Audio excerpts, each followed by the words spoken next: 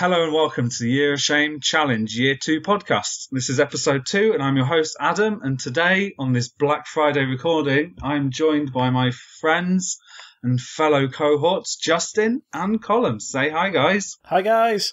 How's it going? Okay, so it's Black Friday here. I was telling you before the show about the crazy Black Friday stories that have happened over here. People wrestling for tablets, people getting shot, but we won't talk about any of that for now. We're going to wait and see if anybody picked any bargains up in the Black Friday sales.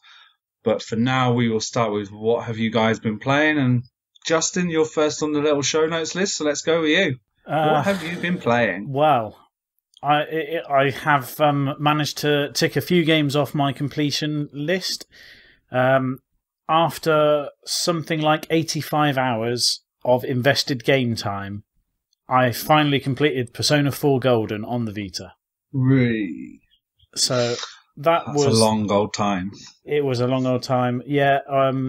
Many moments of lying in bed with the old Vita, just listening to the storyline and getting frustrated at taking the wrong party selection into a fight and dying. Well, so that can really screw you over then if you take the wrong person.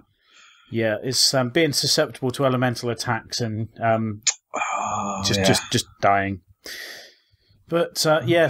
So I got that one done. I'm not gonna mention any more about the game because I talked about it a bit last time round and explained how it I remember. works.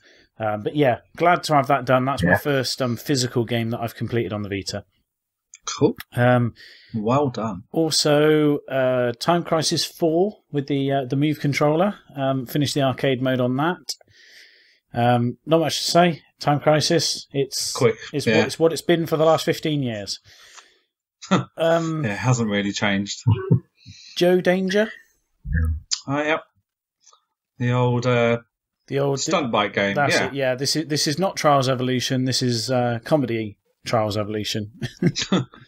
So how did you find it? Because I remember it was on Plus or something or cheap. Yeah. So I had it a while ago and found it quite hard. Like, you had to unlock a lot of stars, I found, to progress through the later levels, and I ended up giving up because I couldn't be bothered with it. Yeah, well, Colm, I don't know if you're like this, but with your sort of love Uncharted and go off exploring, looking for treasures and stuff. Oh, I love exploring, yeah. But some people have this slight OCD tendency where if they finish a level and it says, you only completed 4 of the 6 objectives, then you start thinking, well, I'll replay the level and go for the other 2 that I've not missed, and sorry, that I didn't get, yeah. And you don't move on to the next one until you've ticked off all those boxes. Mm-hmm. And I probably did that for the first 6 or 7 rounds, and then I started thinking, I got to 1 or 2 levels that it was just really, really grating on my nerves to achieve everything. And it finally got to the point where I started getting bored of the game, and I thought, fine, I'm just going to, do the minimum to progress, just finish the levels so that I can unlock the next one. And I already had 30-odd stars in the bank at that point, so I didn't need to worry too much. So, okay, so you'd stockpiled them, I guess. Yeah.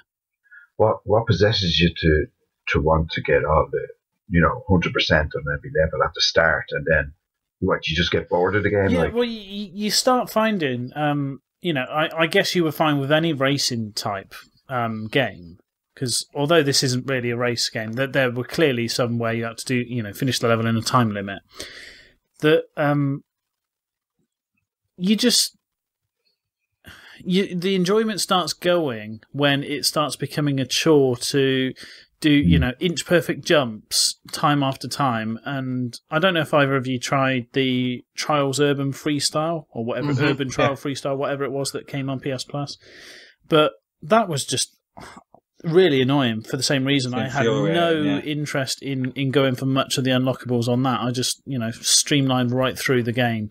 And I think to begin with, all these games all have a relatively easy difficulty level at the start to get you invested in the game. So if you get one that you get a round that's land on every target, or after a jump, or collect every star, and finish within a certain time limit, or you get, see if you can combo skill the entire level. So it's, doing things like doing a wheelie for the entire lap.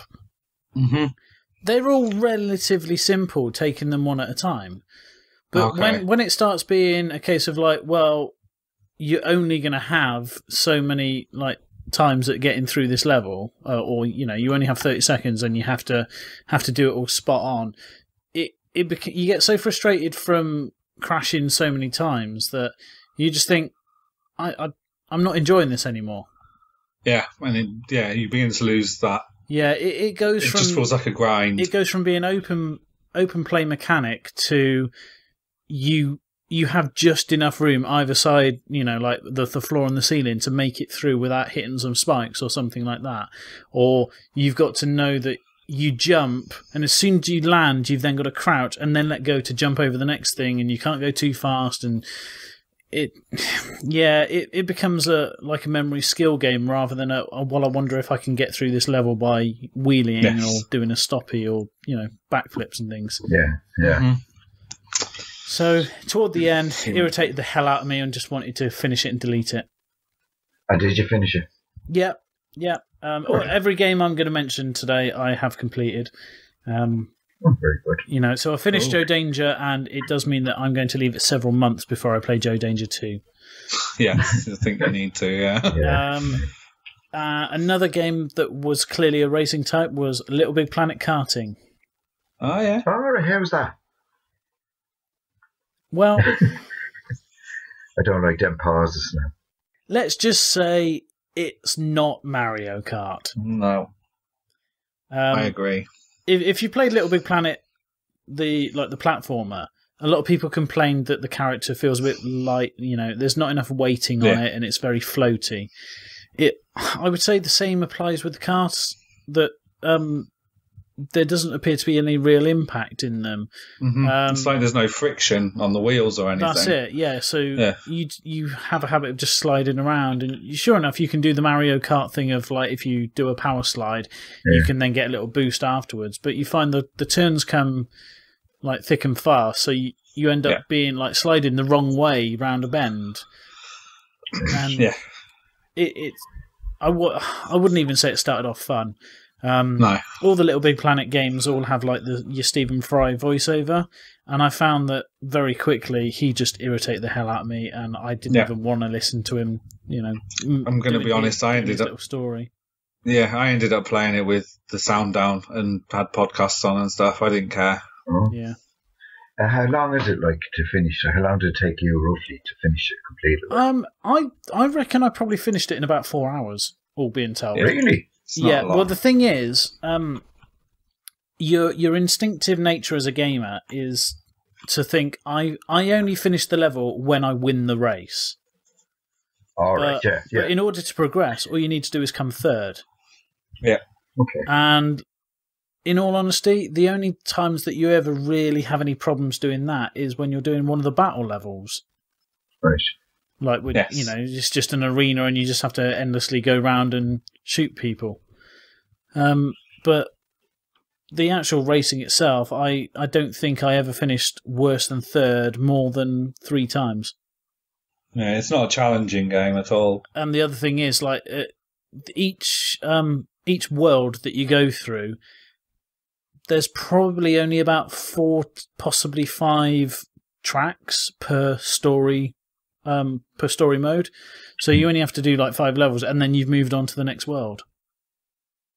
So you do find yourself going through it pretty quick, yeah. Yeah. So the way Mario Kart gets slightly harder after the 150c sort of races. It doesn't get like that, no? Well, you don't have any like different engine sizes. All right, You just get like arguably new tracks that you've got to learn to find your way around, and same as with Mario Kart, if you work out where the shortcuts are, chances are you're going to win. Right, yeah.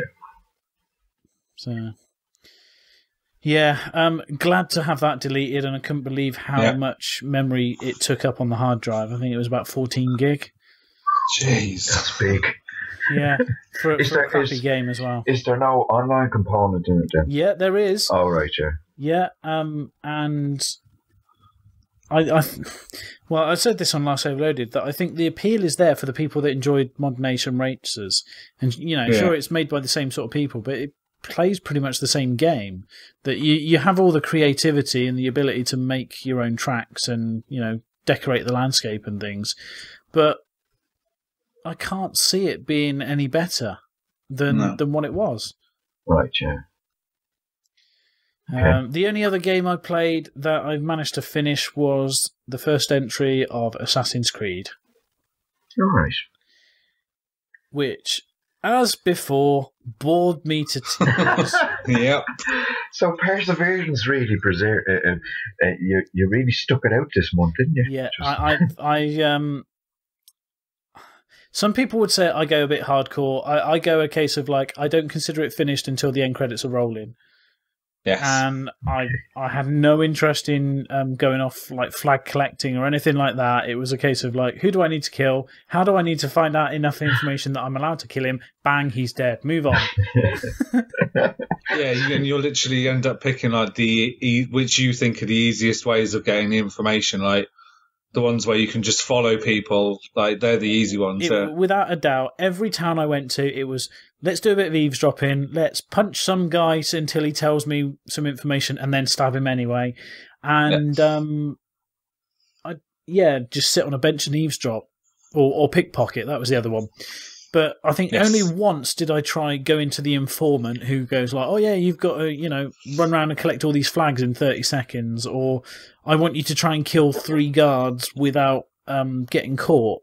And I tried them for about half an hour and just gave up and thought, sod that, there's got to be an easier way. And sure enough, there was. Just go around the corner, sit on a bench, listen to someone, thank you very much, I can now go and kill the guy. Yeah. Well, at least you made it through. It gets better from here. I think I said that to you before, like Assassin's Creed 2. Yeah, there was plenty of people who saw I was playing it or heard I was playing it and just said, just give up, man. Just start on Assassin's Creed 2. It's like, no, I owe it to myself to play the game that I walked away from 6 years ago. It sounds like you picked up an old relationship or something. It's payback. Man, old girlfriend. Yeah. So now I need to finish 2, and then I think it's Revelations that I've got. That's because I can't remember if I said before that I when I picked it up, it was because I got the newer game came with the free copy of Assassin's Creed 1 with it. So because it's a 2-in-1 box, I can't just go and get rid of that disc now. I need to finish the other game to sell the bundle. Okay. So you played this on PlayStation then, yeah? I did, yes. So you played the whole game without getting any trophies on Assassin's Creed 1. Because there was no trophies, that was the other reason why I had no interest in going off flag collecting. I found the 20 in the starting village where your base is, and once I collected the last one, I kind of thought, oh, do I not get any kind of like power-ups or sudden like extra moves or anything? Well, if you're going to be like that, then, sod you, I'm not collecting any more.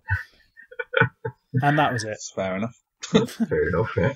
So there you go. That's my games played. Can I just ask you, Justin? Of all the games you played this month, obviously the one you most enjoyed was Persona 4. Yes. Would that be true? And the rest were a hard, laborious task. Time Crisis I enjoyed. It just made me a bit tired because of standing up and doing it. Oh, no, actually, yeah, sorry. I have missed off a game.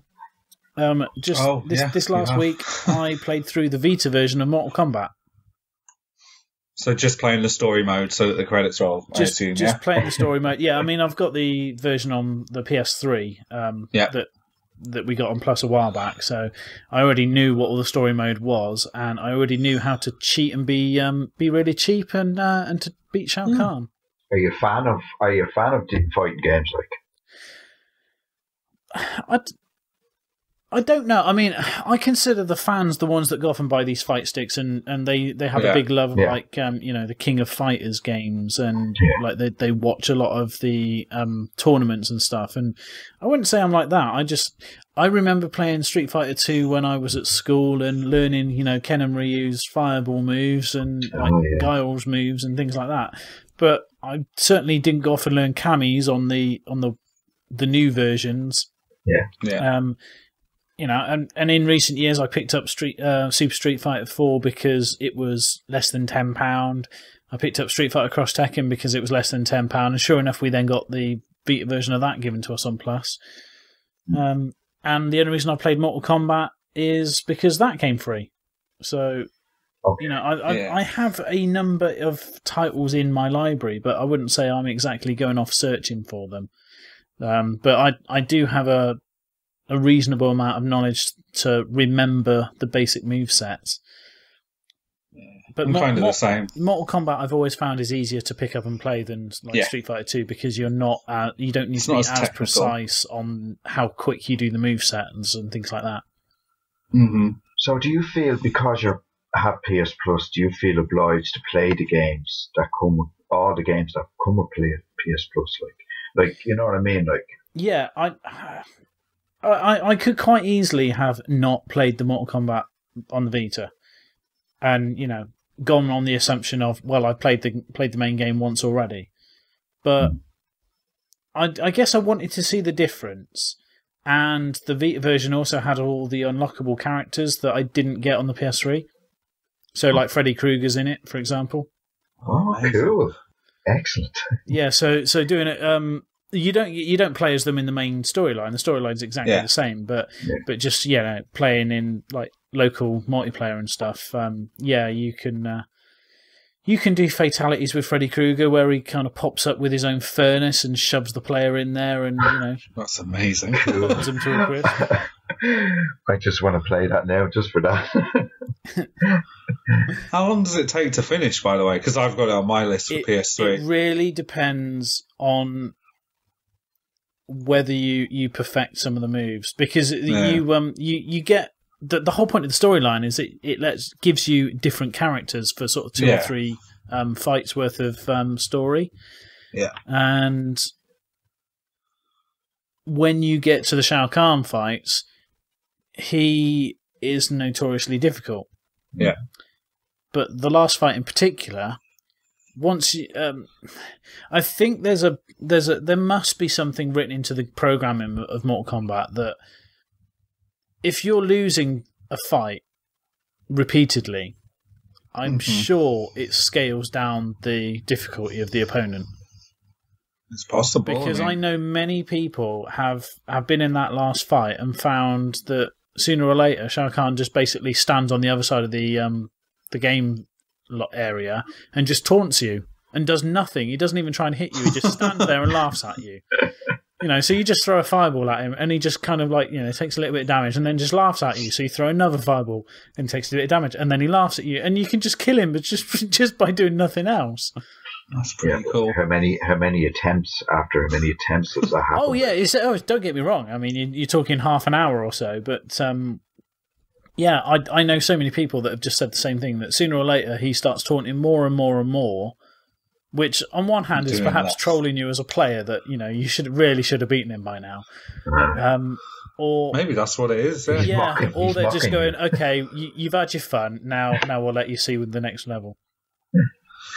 But then you'd think the sensible... I think maybe you've hit the nail on the head there. It is trolling, because surely the sensible way would just be to lower the AI a bit or something. Yeah, as opposed to just removing it, yeah. Yeah, the fact that he's laughing in your face. I think, that's amazing. I think that's really cool that they thought of that as a solution, to be honest. Yeah, but the actual way to defeat him is really cheap. You basically... You wait for him to go and throw something at you, and you just teleport behind him and hit him in the back of the head and then run away. That's a favourite tactic.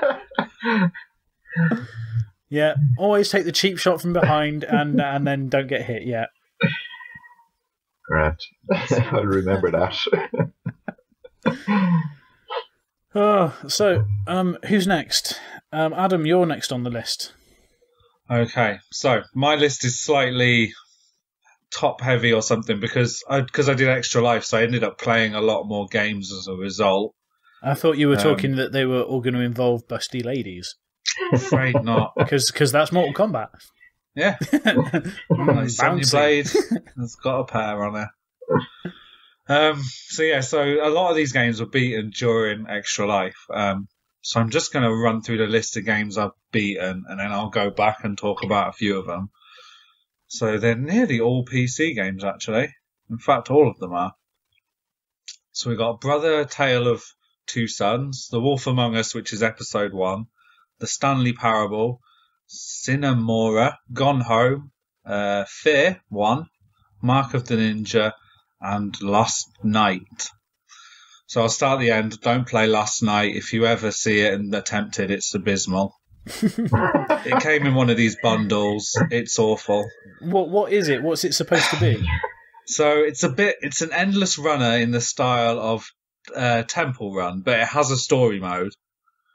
And you play a knight on the back of a horse, and you're just running through the same repeating scenery through like levels. I guess there's levels, and then it decides you finish when you run past a flag, and then you're on to the next level. It has combat, like you can hold up a joust and knock other knights over.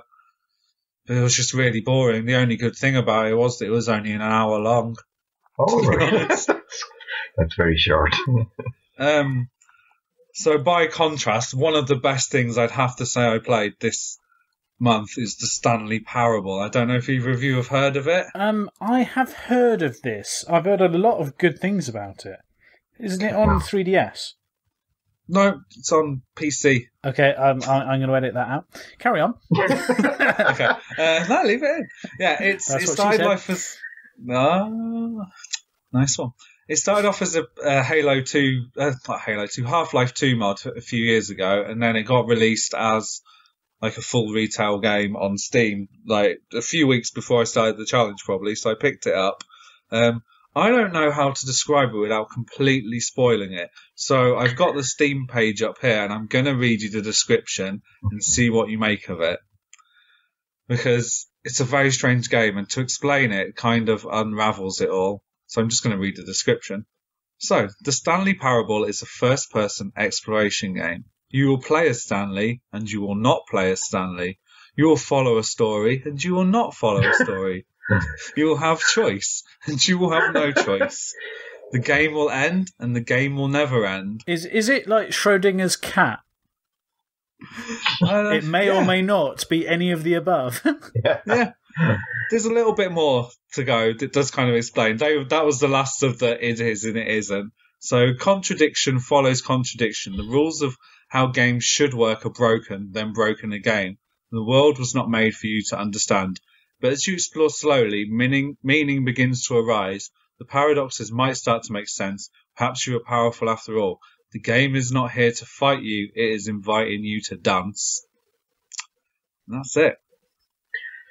Okay, so to break down more what it explains, it's a first-person game, no combat whatsoever. You can only interact with minimal things, and you play a man called Stanley who works in an office, and all of the staff disappear, and you decide to leave your cubicle and go and inspect where they are.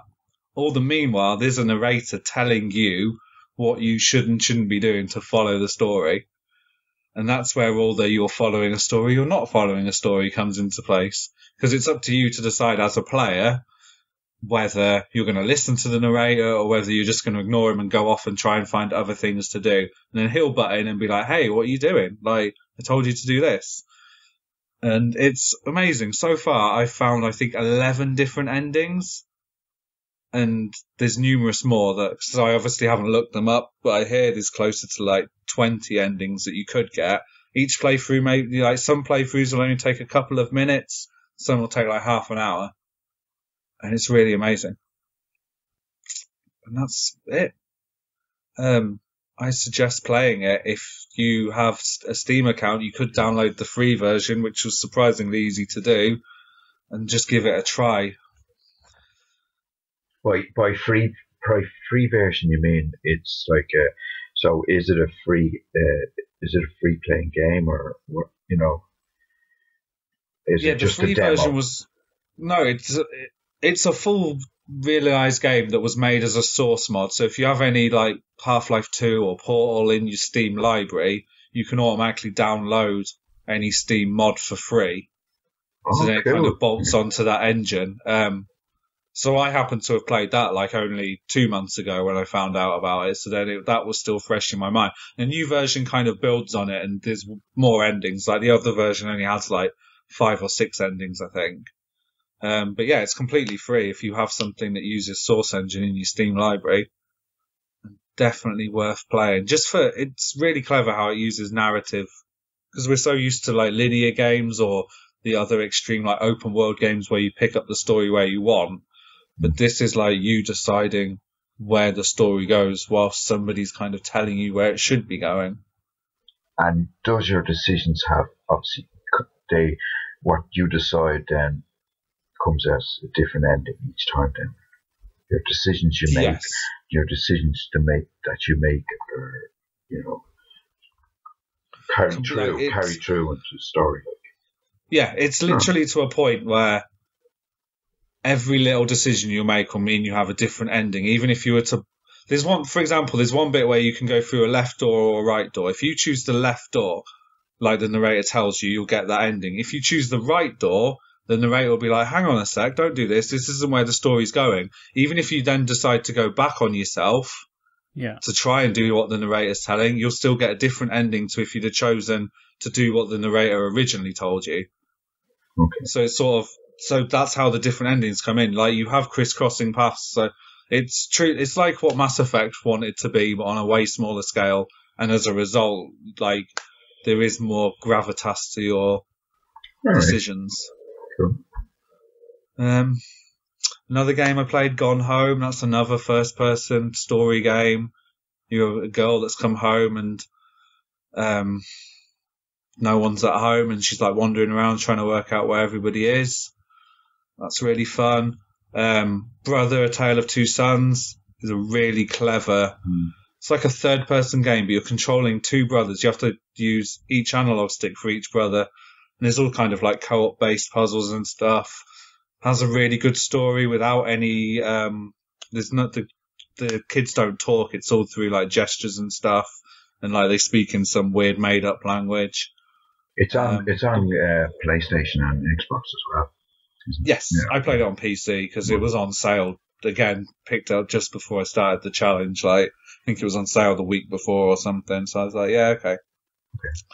The Wolf Among Us, made by the makers of The Walking Dead. So it's exactly the same as Walking Dead in, like, it's a choice-based story, like point and click game. Really good, nice graphical style. They've like reined it in even more, so it looks even more comic-y, like really thick black outlines and everything.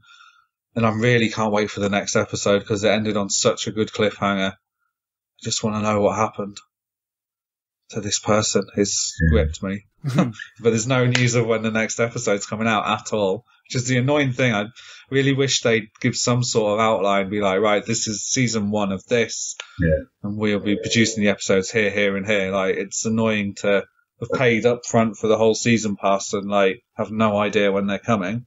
I could still be playing this like way into next year. Not really going to talk about any of the others that I finished. I've started Fire Emblem Awakening. I think that's a game that I might end up playing through all the way through the year, like real-time strategy. And I kind of just been playing it when, like, sometimes I get a tiny bit of downtime at work, so it's not enough time to actually properly play anything. So I take my 3DS and just like whip it out, and like I can fit in one battle, and that'll be fine. Like a battle takes like 10 minutes. It's fun enough. I'm not, real-time strategy is one of those turn-based strategy, is one of them games where I like it in theory, but I'm not actually that good at them.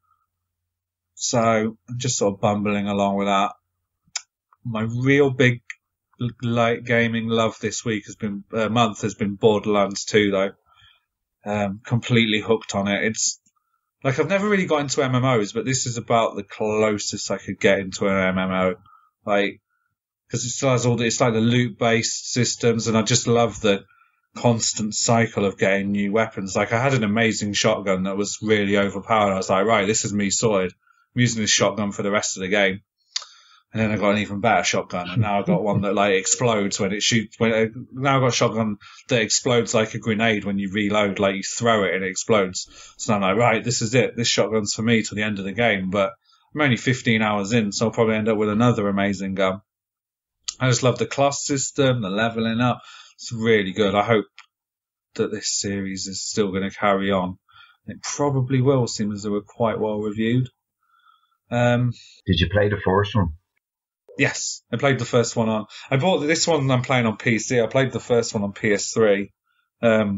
This one's definitely an improvement on the first one in the stories, like way better. It's written by Anthony Birch, who used to write for Destructoid. All right, Jim. And it's definitely an improvement. Like you feel like there's a villain in it called Handsome Jack, and like he's a proper villain. Whereas in the first one, I couldn't even tell you who the villain was because it wasn't properly.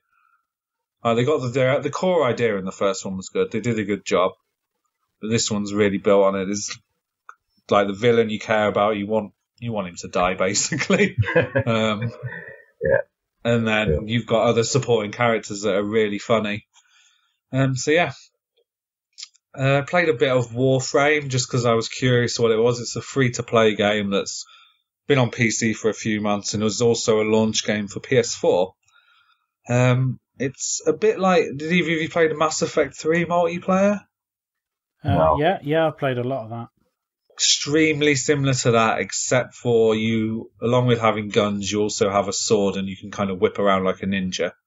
But it's extremely similar, like these closed off like environments with objectives and killing horde after horde of like identical villain monsters and stuff and robots and all sorts. Fun enough. I'm not sure how much more time I'm going to pile into it because it's free to play and like some things are quite heavily weighted towards you needing to invest money, which I'm obviously not going to do. And then the last thing I started was late one. It was kind of after I'd beaten. Oh, I've missed a game off. Well, no, so did I. Don't worry. So the other game I beat, pretty major actually, is GTA 5. So I finally beat the story mode to that. Really enjoyed it to the end. Does get, I don't know if you've ever experienced this with the other GTA games, but it starts to feel a bit of a slog, like 3/4 of the way through the story. Like you feel like the story's winding down and then it just seems to keep giving you mission after mission. Kind of felt a little bit like that, but then the last mission was really good, so it redeemed itself. So I finished that, GTA 5. We won't talk too much about it because I know, Justin, you're still waiting on a copy of it, or yeah, I don't know if you got that copy. It may be a while. Okay, so we won't talk too much. Maybe we can talk about it in more depth once you've played it. So when I was finishing that, I kind of was trying all sorts of things. I tried to play Dead Island, I tried Darksiders, and couldn't really settle on anything. I ended up settling on Alan Wake. And I'm quite enjoying it. Like, I like the atmosphere. It seems to be a bit of a theme with my games, like unique, like narrative styles. It's kind of unique because you're picking up these manuscript pages and you don't quite know where the story's coming from, like if it's all in Alan Wake's mind or if somebody's writing out a story for him and he's stuck in their story. So I'm enjoying that. I'm about a third of the way through it, maybe approaching halfway through. And that's another one I'm going to stick out and probably have finished for next month. Cool. And that is everything from me. And I've got a really dry mouth now because I feel like I've been talking for ages. So Colm, give me a rest and tell us what you've been playing. I'll give yourself a rest. I did manage to play complete Dead Island, so that was an enjoyable game. A bit tedious at the end, but I enjoyed it anyway. So it's one that I've given up. Yeah, so it's on my pile. Like I've had it for ages, so I just said make it up to it. That was the last 360 game I actually completed, so then I stuck on Remember Me, downloaded that, played it for 2 hours. I just couldn't play anymore. I'm sorry, lads, but I couldn't. It was making me physically seasick just looking at the way the characters moved. It was quite buggy. It crashed on me twice, and I just hadn't got the patience for it, so I deleted it. So is that one that's it? So is that scrubbed off the list now? Is that not finished? Never going to finish that? That is just one of them scrubbed off the last list. It took me about 2 hours to discover like whether I would be able to stick at it or not, because the story's quite good and the whole feel of it is quite nice. It reminds me a bit of, I don't know what it really reminds me of, but it was something I could have enjoyed, but then just got 2 hours into it, and the way they climb the walls and they move, it's very stiff and very shaky, and so I just had to delete it. So then it's on my list, so we'll see if I get bugged to death when I try and play it. Yeah, well, you might be more persistent than me now, so if you do get to finish it, let me know. If I can finish Assassin's Creed, I will finish that. Yeah. Without any trophies, even. Fair play to you. Then I got stuck in, I bought myself a Wii U over the course of the last month. I traded in some games and I got that. So I'm pretty much playing 3DS and Wii U for the last couple of weeks.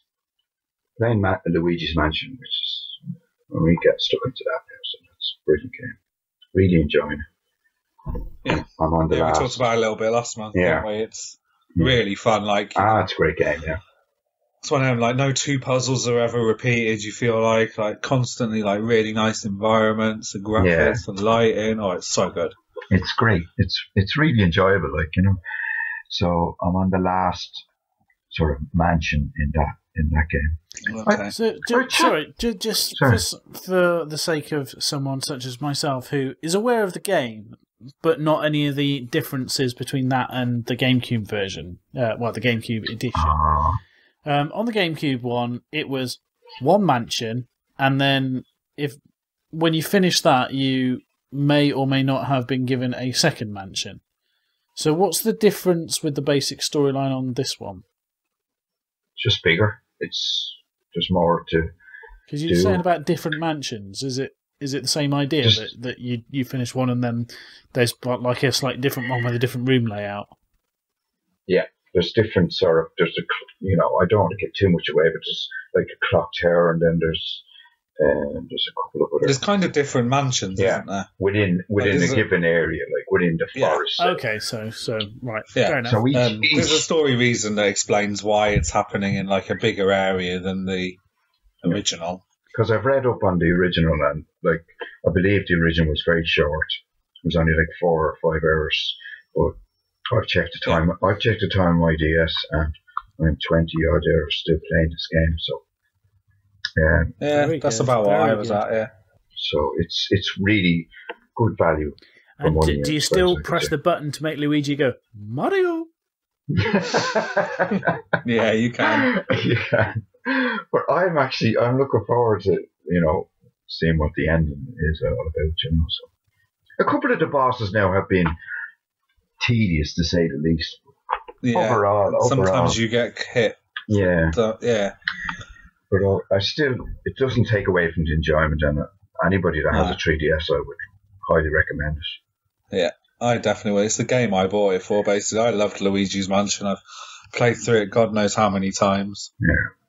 So I just had to pick up the 3DS for Luigi's Mansion, basically. It's so good. So I'm glad you're enjoying it as well. Well, I took it, I had it for a while, but because you mentioned it last month, I said, I'll get back into that again. And I'm actually glad I listened to you, so. The itch has been scratched. Yeah, basically. So I hope to finish that now by this month, by December anyway. I should have it finished. And as I said, I got a Wii U, not through any money spending, but we'll come to that the next stage. And I'm playing Mario Brothers Wii U. That's the one that's it was the launch game, wasn't it? You haven't gone out and picked up the new Super Mario 3D World or whatever it is. No. I'm hoping Santa gives that to me for Christmas. So it's on the old wish list, is it? It's on the wish list, yes.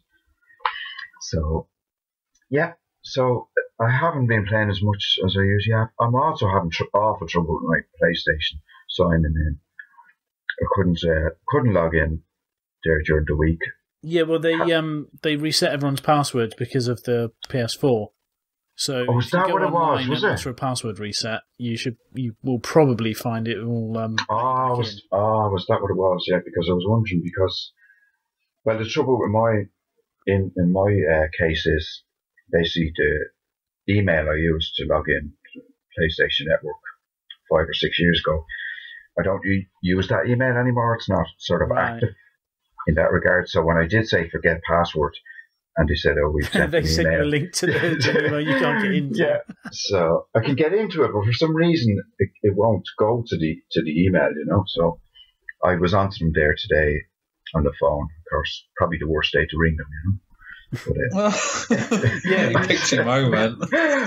we should probably. I know you said it was Black Friday, but we should actually should make a point of saying the PS4 was released in Europe today. Yeah, that's like ringing Father Christmas on Christmas Eve and he doesn't answer.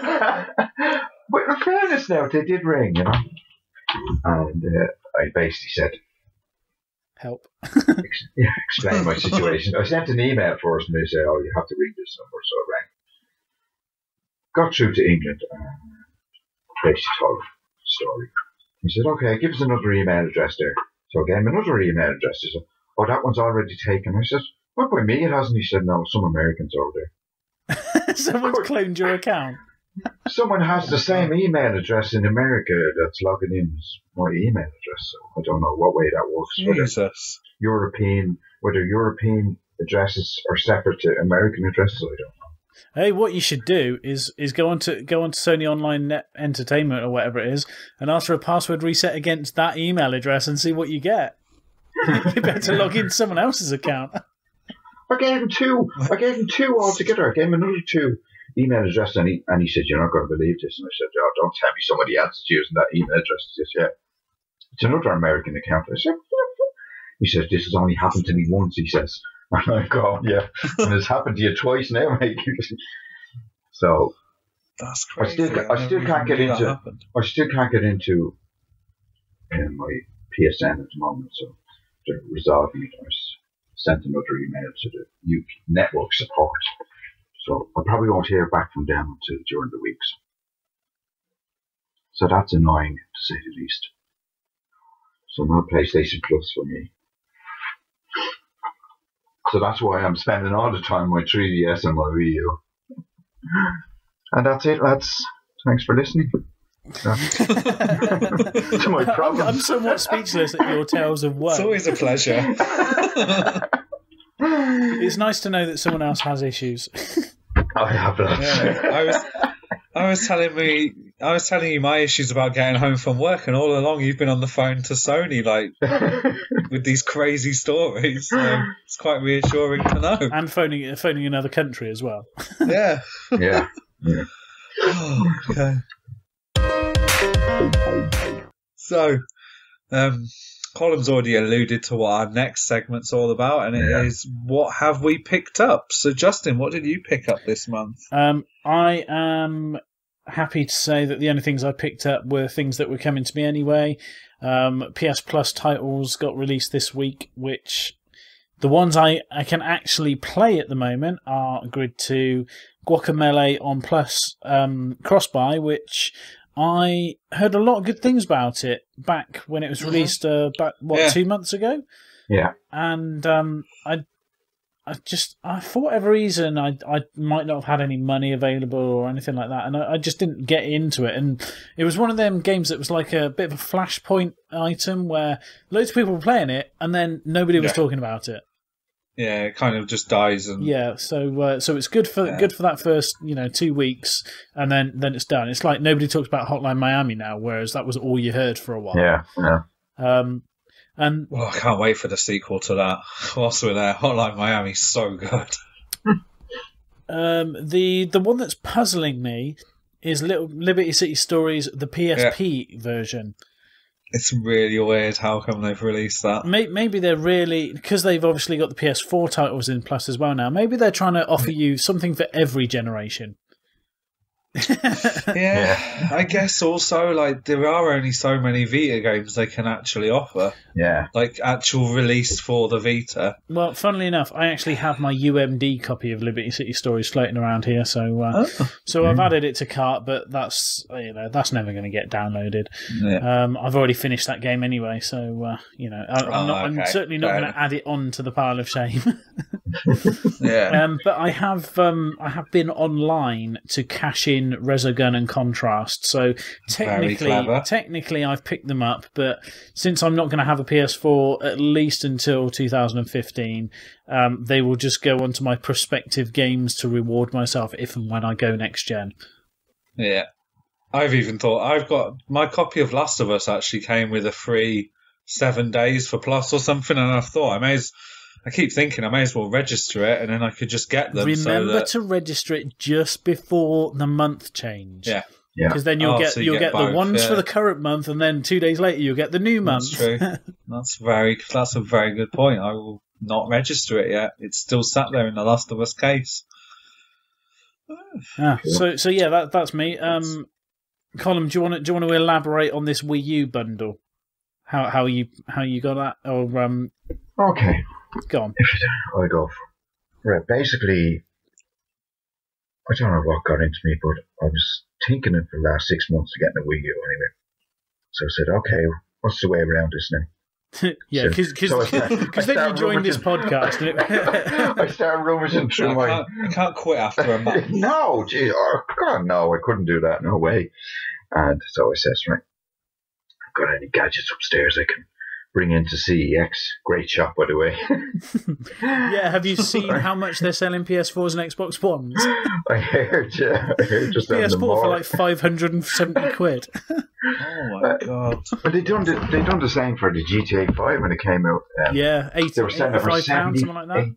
€75, €80 for a second-hand copy. It's back down to 50 now, 40 now down there in CEX.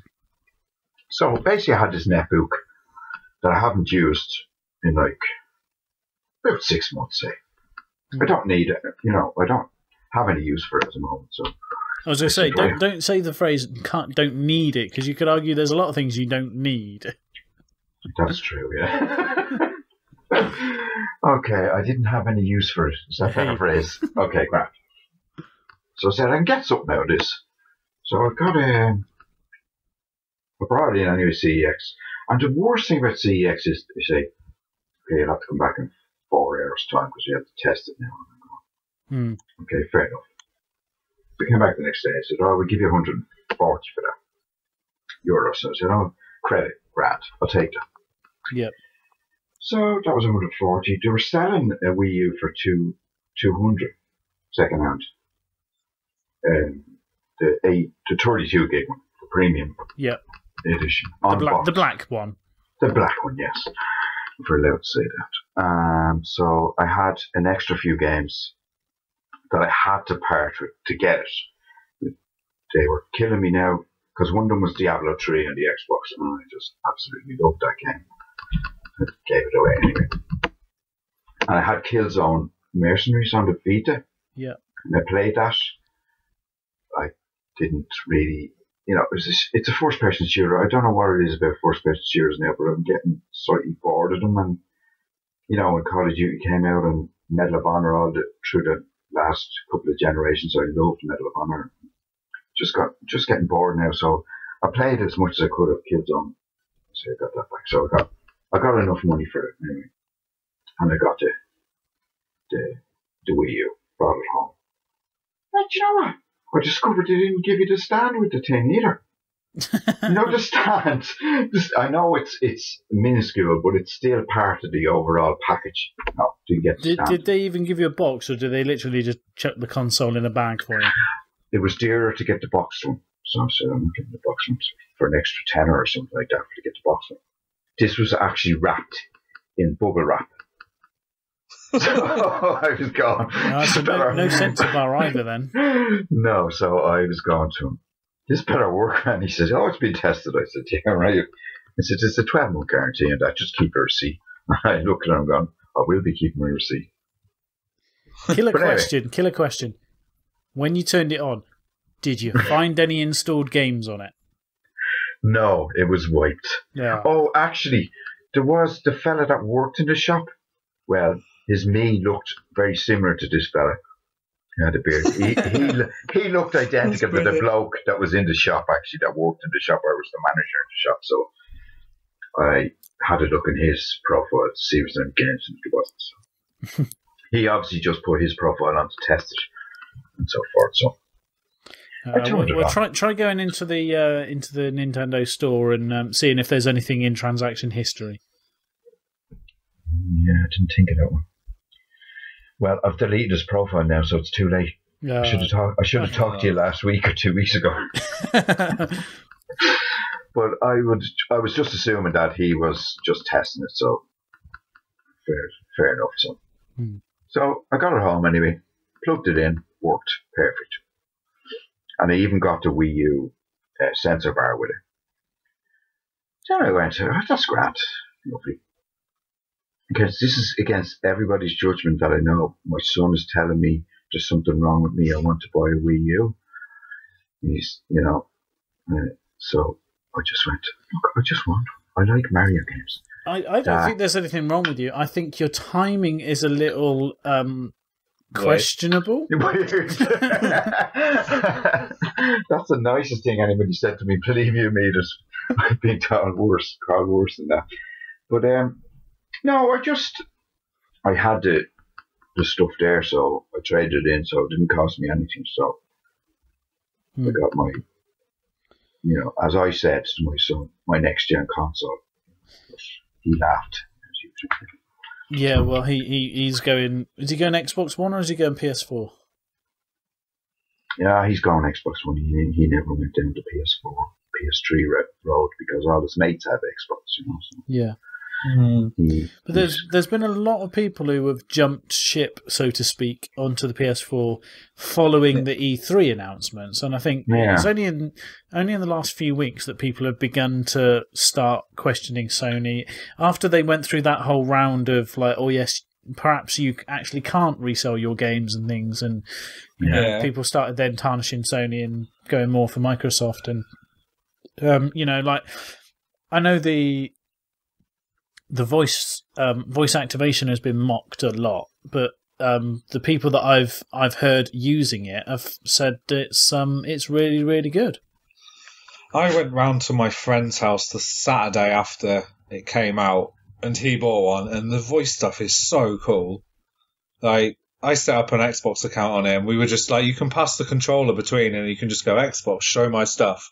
And then it'll just bring up the other person's home screen like seamlessly, and then it'll recognize. So even in some games, you can pass the controller, and it'll recognize that the controller's changed from person to person and log you in. Like, so good. Yeah, I was out with one of my friends last week, and she was saying that she's got the 360 Connect, and I don't know, Zumba Fitness or something like that. She said, "Oh, I used to love doing that stuff," but she's got a Labrador who likes running around the house. And of course, the old Connect, if you had another body that was jumping around, it would interfere. Whereas this one, it like pops up saying, like new person discovered or whatever it does. Yeah. And I've seen people tweeting pictures of like a big arrow pointing at a cat saying like, this is a new person. Yeah. It does it with lamps as well, apparently. I saw on something or other. But it works really well. And Adam did it's a Connect like on the Xbox One. Do you have to be a certain distance from it, like as far away as you used to have to be for the Connect? It doesn't seem to be. My friend had his sofa pretty close to his TV. Like, his place isn't the biggest. And it seemed fine. And, like, he was picking stuff up, like some of the gestural stuff you can do. It seemed fine, to be honest. So I think maybe they've refined. I know from what I've heard, it's got a much wider angled lens, so I guess that affects the depth as well. Yeah. So it seems to not be as bad, if I'm honest. But we didn't play he had downloaded Connect Sports, but he didn't show me that, so I can't tell you completely. Was there any reason why you didn't?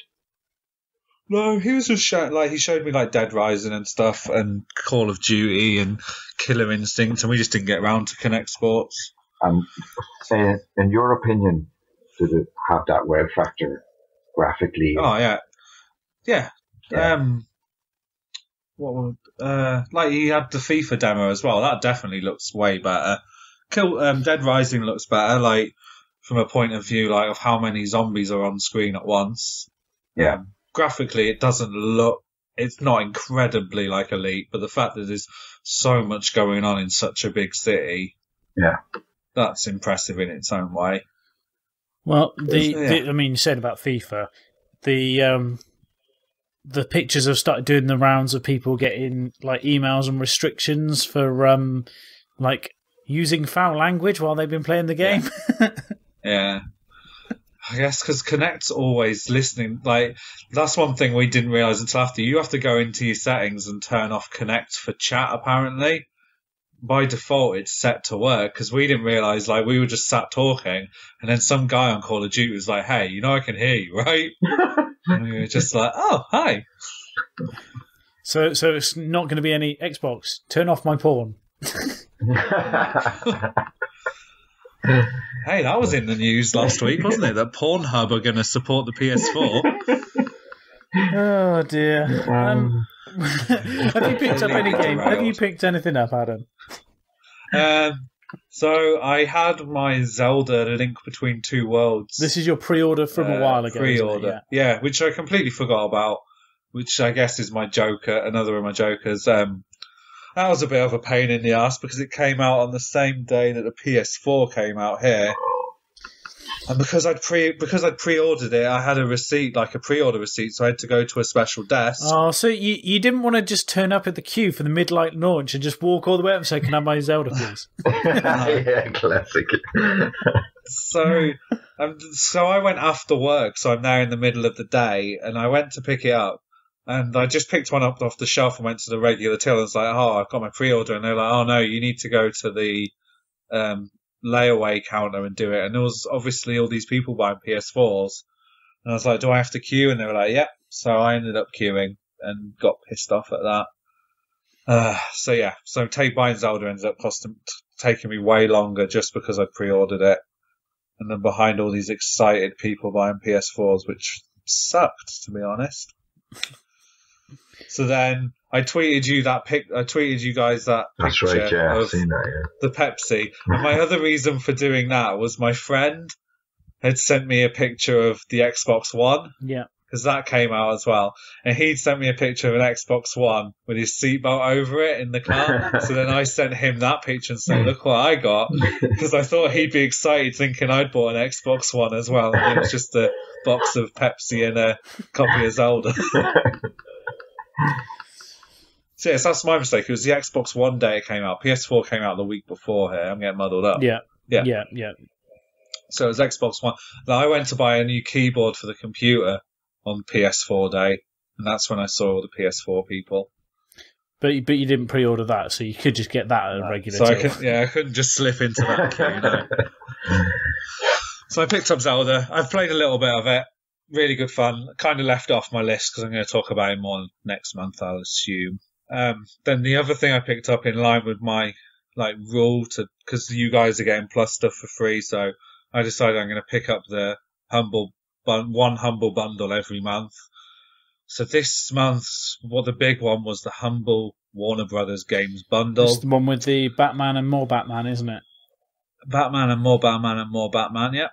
So the money for this went to We Can Be Heroes, and the full list of games that I got from that was the Fear trilogy, which is why, as I said before, I played Fear 1, Batman Arkham Asylum, Batman Arkham Origins. Nice. Really? Not Origins. City. Oh, City even, yeah, right. my mistake. They did give away some Origins DLC as one of the extras, but I haven't got that, so I gave the DLC to my friend. Cool. Happenstance, actually, the one that gifted me Left 4 Dead that we talked about last month. So I kind of gave back to him for gifting me Left 4 Dead. Re-gifting. Exactly. Scribblenauts Unlimited was another one that came with it, which I already owned. So we'll talk about that in a second. Mortal Kombat Complete Collection. I think that was everything that came. I'm surprised there were no Lego games in there, to be honest. Yeah. Because they're published by Warner Brothers, but not a single Lego game. So that's all well and good that I got all those games, but now I've kind of realised the flaw. Like, I've finished 12 games this month, or so far since we started the challenge, and I don't think I'm going to buy the Humble Bundle, the next one, until I've finished this set. Because otherwise I'm going to acquire 6 to 8 games every month, and it's a little bit much. Yeah, well, obviously on last year's Year of Shame, that was the problem with starting off with 300 odd titles and going, yes, I'm just going to keep adding to them. I mean, Colm, would you say your pile is going down? I know you've recently just given a few games away, but are you actually making a dent on your pile? Well, only at the moment I'm making the dent in regards to I'm trading them back in. But now I've come to the stage where I haven't got that much physical copies left, so I have no choice really but to get stuck in to playing my backlog. You know what I mean? I think we've got some listener feedback that might touch on that sort of that sort of thing. So we'll probably come back to that idea then in a minute. Yeah. So I'm not going to buy any more until I finish those 6-7 games that I got, just because it seems counterproductive. It's sure, my pile has technically gone down by 13 since I started the challenge, but then I've also added 6 through the bundle, so I guess I'm not going to buy any more bundles till I cancel out each one. So I finished Fear, I'm going to finish whatever, I'm going to play through that trilogy. The 2 Batman games don't count because I've already beaten them, I guess. I don't know. But yeah, so that's kind of where I'm stuck with that. I didn't think about it. I thought it was a good way to carry on getting some actual new games through the year. But in reality, it's a bit of an impractical way, especially if you pay the minimum amount to donate. You don't get the average. Yeah, if you pay the minimum amount, but then if you also pay the average, they end up chucking more games at you, and it's like more stuff. What am I doing with this? You do get some nice soundtracks with it. Yeah, you do. They added there's things like they added Lord of the Rings Online to the last one. I'm not going to play that, so it's not really a problem. But sometimes they have added actually good stuff. So it's going to end up being counterproductive. But whilst we're here, I already own Scribblenauts Unlimited. So, for the first time in this challenge, we're going to give away a game. Nice. Exciting stuff. So, Scribblenauts, you play Maxwell, who has a magic pencil that lets him create anything. So the first person to tweet us what they would create if they had a magic pencil can win the code. It's as simple as that. Do you want to give them a hashtag so that you can easily sort through it? Yeah, if they write hashtag I love Maxwell's pencil, sure. Classic. You heard it here first, guys. You did. And we will be sure to make sure that Adam explains who the lucky listener is on the next show. Yeah. All being well, we'll have one. We will. Trust me. You offer something, someone will try and win it. Yeah. And who knows, because of the nature of the Humble Bundle and games getting repeated, we may have more giveaways in the future. So we'll see.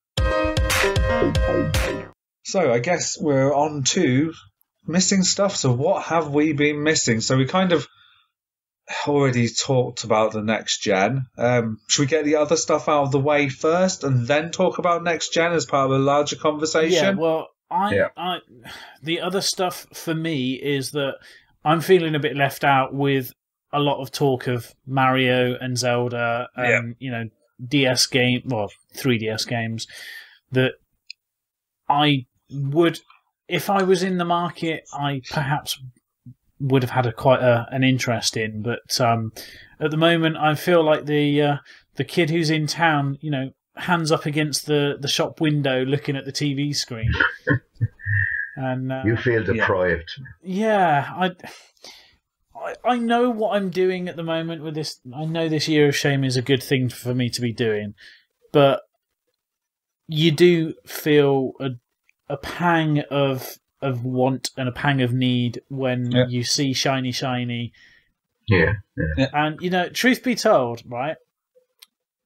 I did actively think this last week. I know I wasn't going to talk next gen, but they put out the list of like the Tesco's and Asda's that had PS4s available for release that you could just walk up and buy, as in they hadn't sold out a pre-order.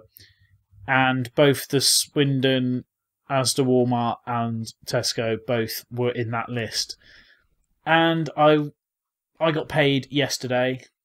I could have gone out that night and got myself into debt and gone, well, while I'm here buying my bread, something fell into my basket.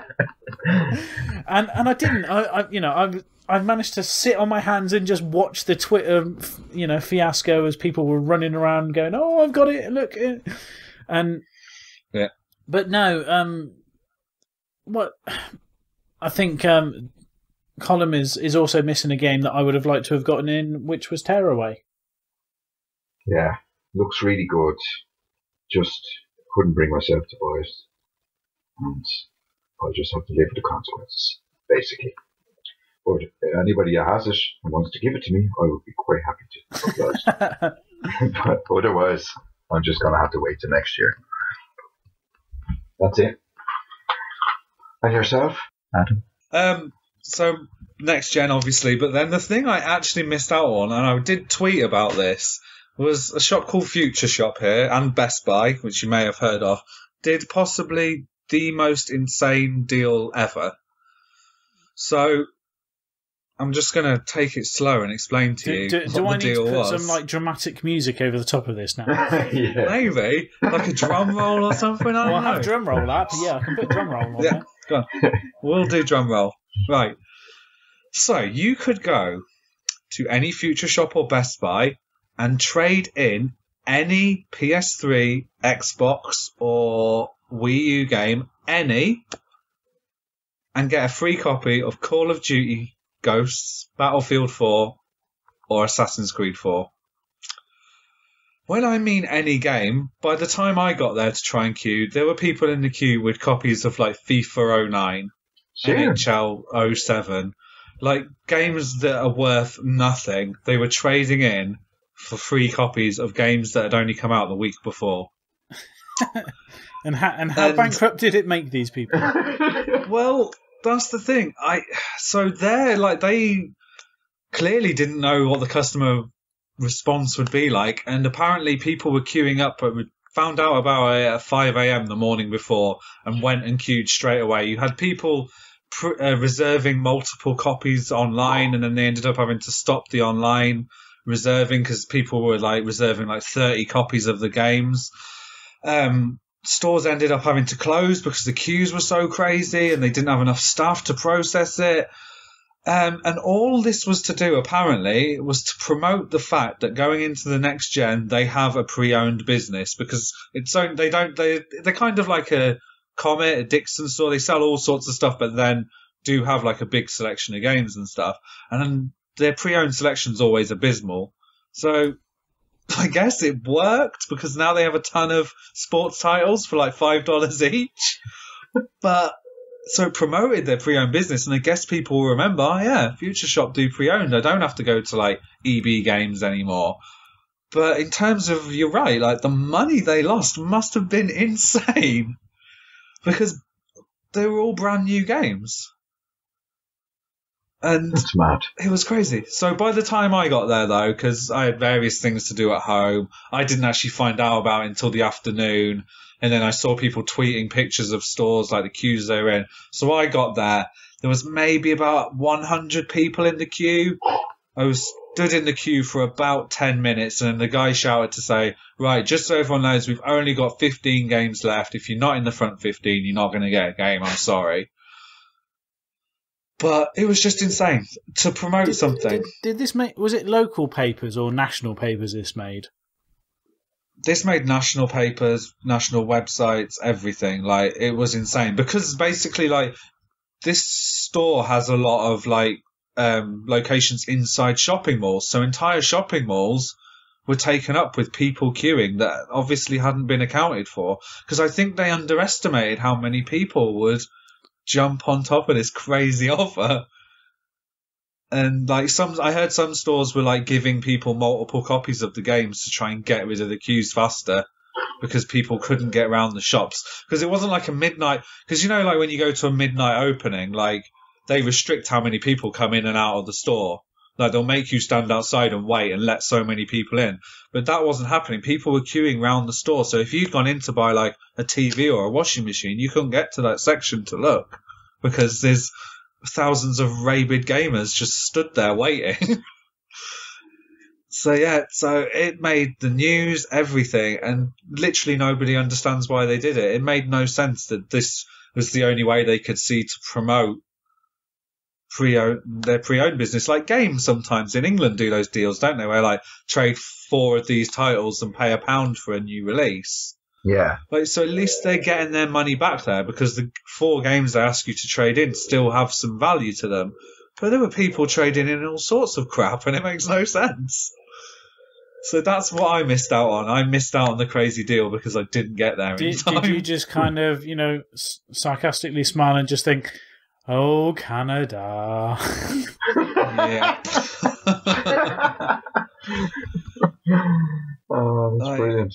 It was mad. It baffled me. And like my English friend that's here, he was trying to find a location to get out. And the whole time we were messaging each other saying, this just doesn't make any sense. Yeah. Like, the only slight business idea we came up with is, had they bought in so many copies of those games and just sold next to nothing of them because the next gen was coming. But then we were like, they would have had to sell so few to take such drastic action. Like, maybe they completely overestimated how many people would be buying Call of Duty on a current gen system. But then you look at the figures, like, Call of Duty still sold a crap ton its first weekend. So I don't know. If anyone else has a better answer, then like send us a tweet or something. Yeah, but like you said, Adam, they made the news, so publicity, Yeah. It was all over the news, so they could have had to pay thousands for publicity like that. So. Yeah, that's true. Who knows? Like there may be people now that next gen purely go and trade through them, so then they're making their money by that way. Yeah. Over the long term, like you're talking over the life of a system. Mm-hmm. Yeah. We are going to go next on to thoughts and feelings, which kind of also ties into the missing stuff because it's next gen time and whatever. So Justin, yes. What are your thoughts and feelings on like next gen? And then you've got a few other things about the types of games you're playing. Well, my feelings for next gen is I'm still very determined that I'm not going to be buying one. However, it hasn't stopped me entering a few like Twitter competitions and the like. Oh, yeah.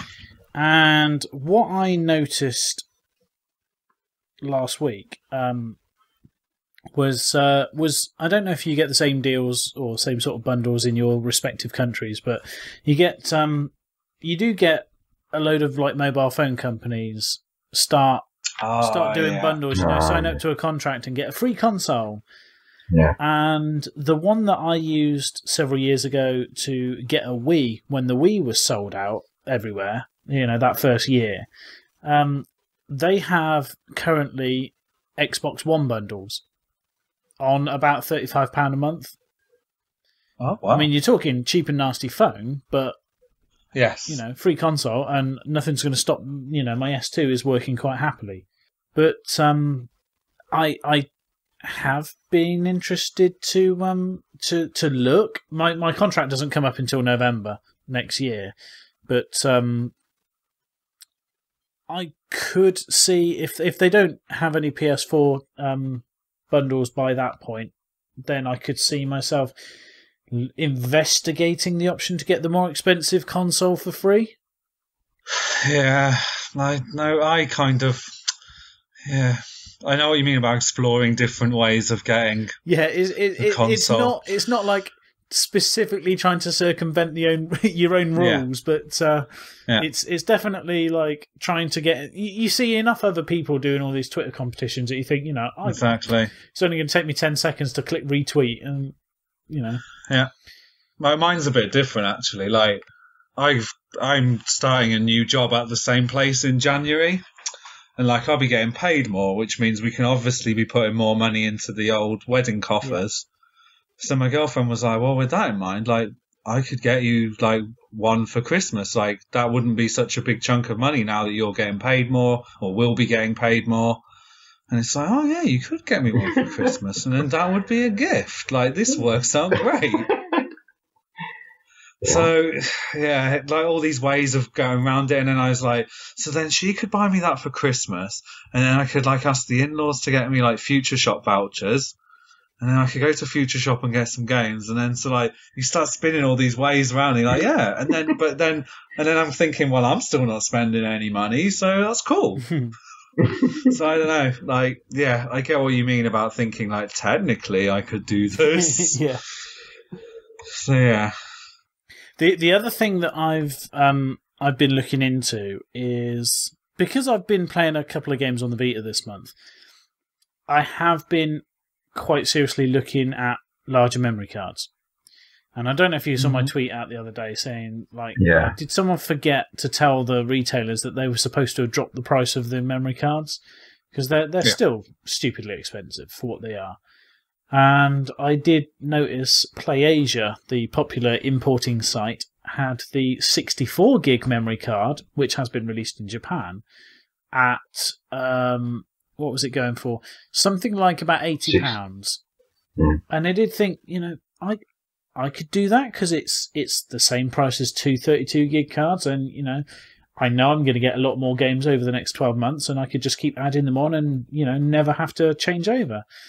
But then I stumbled across another website which you could it offered you a couple of different shipping options, including one which is it can take 3 weeks and come by boat.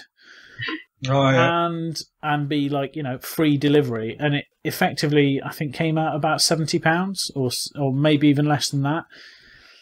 So I did think I could invest in one of them. When it arrives, I could try putting it on eBay and see how much money people in this country are prepared to pay for it.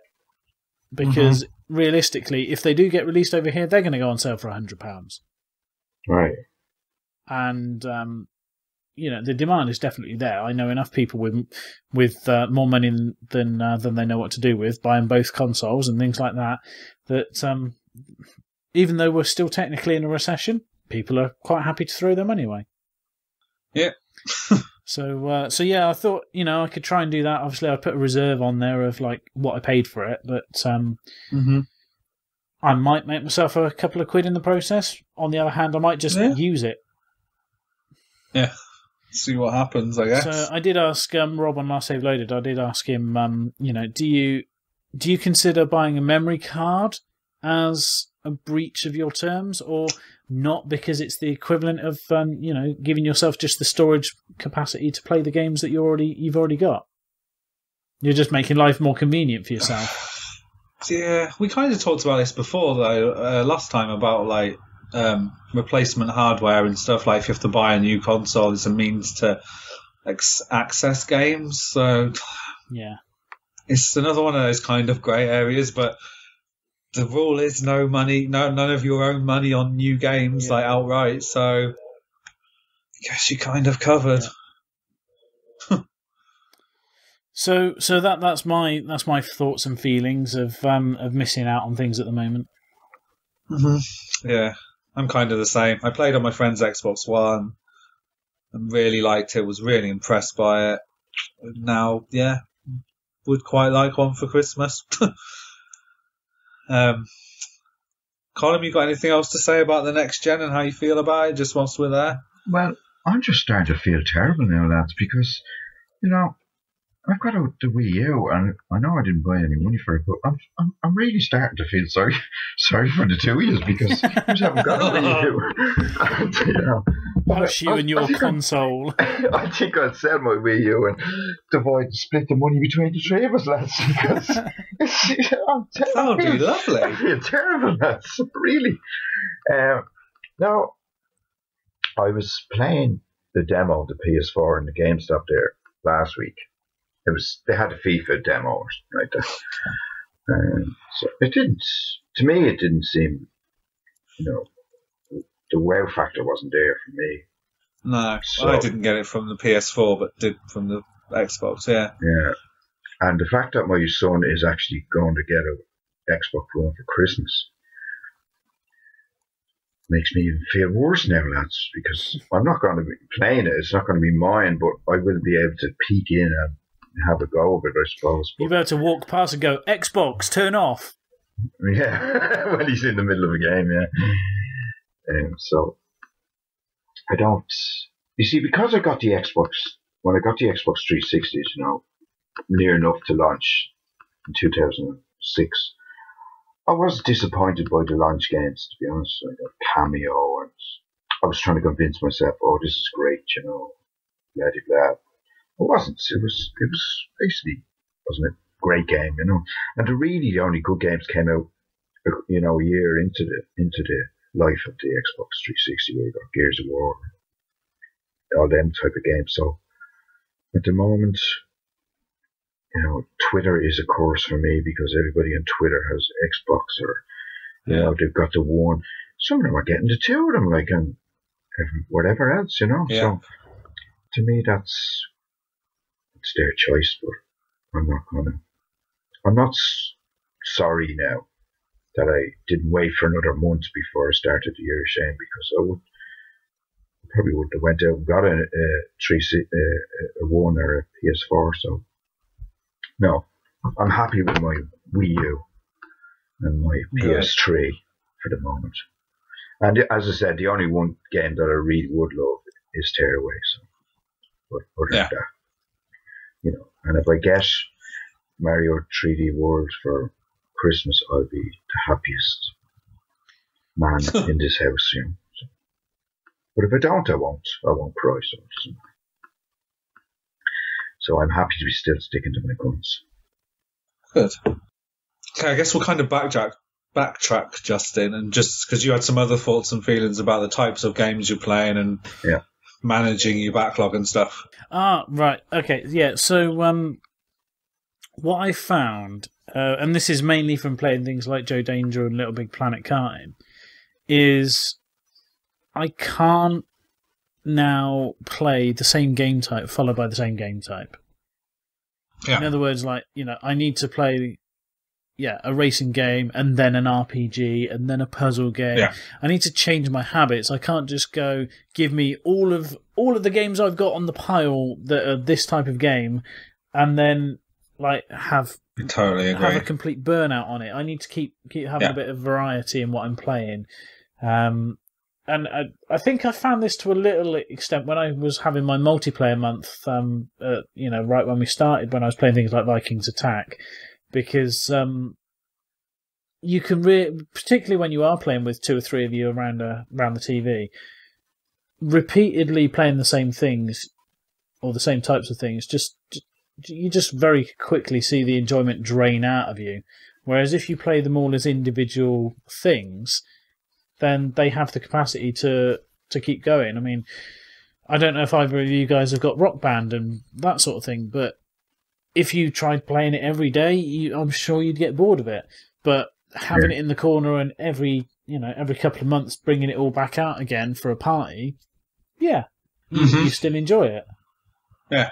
Oh, definitely. You wouldn't slog him through it. Yeah. But were you like that before, Justin, or is that just? I think I was more swept along with the wave of interest in whatever the current game was. Because I think when I first started noticing that my pile of shame was getting significant, it was probably about 2 years ago. because I found that I would buy... Like, I bought Uncharted 3 when that came out, and I took it home, and I played it to death. I finished it in something like 14 hours, and then I took it to CEX and sold it. Right. Because I was done with it. And I figured I could sell it while it was worth something and then buy it back on, pre-owned in a couple of years when I might be interested to go back and try it. Sure enough, I did get it a couple of years later for £10, and, so I effectively rented it that first night for £3. But I would buy that, but at the same point, I'd buy a couple of other games. And then you'd find that you'd play one, the other two wouldn't really get touched, and then you'd play something else because something else came out. Like, I've still got Tomb Raider sealed. Really? Yeah. The one that came out this year? Like? Yeah, I have the current version of Tomb Raider still in its wrapper because I got it when it was, I think, £5 or £10 in the Tesco sale, brought it home, and then played something else.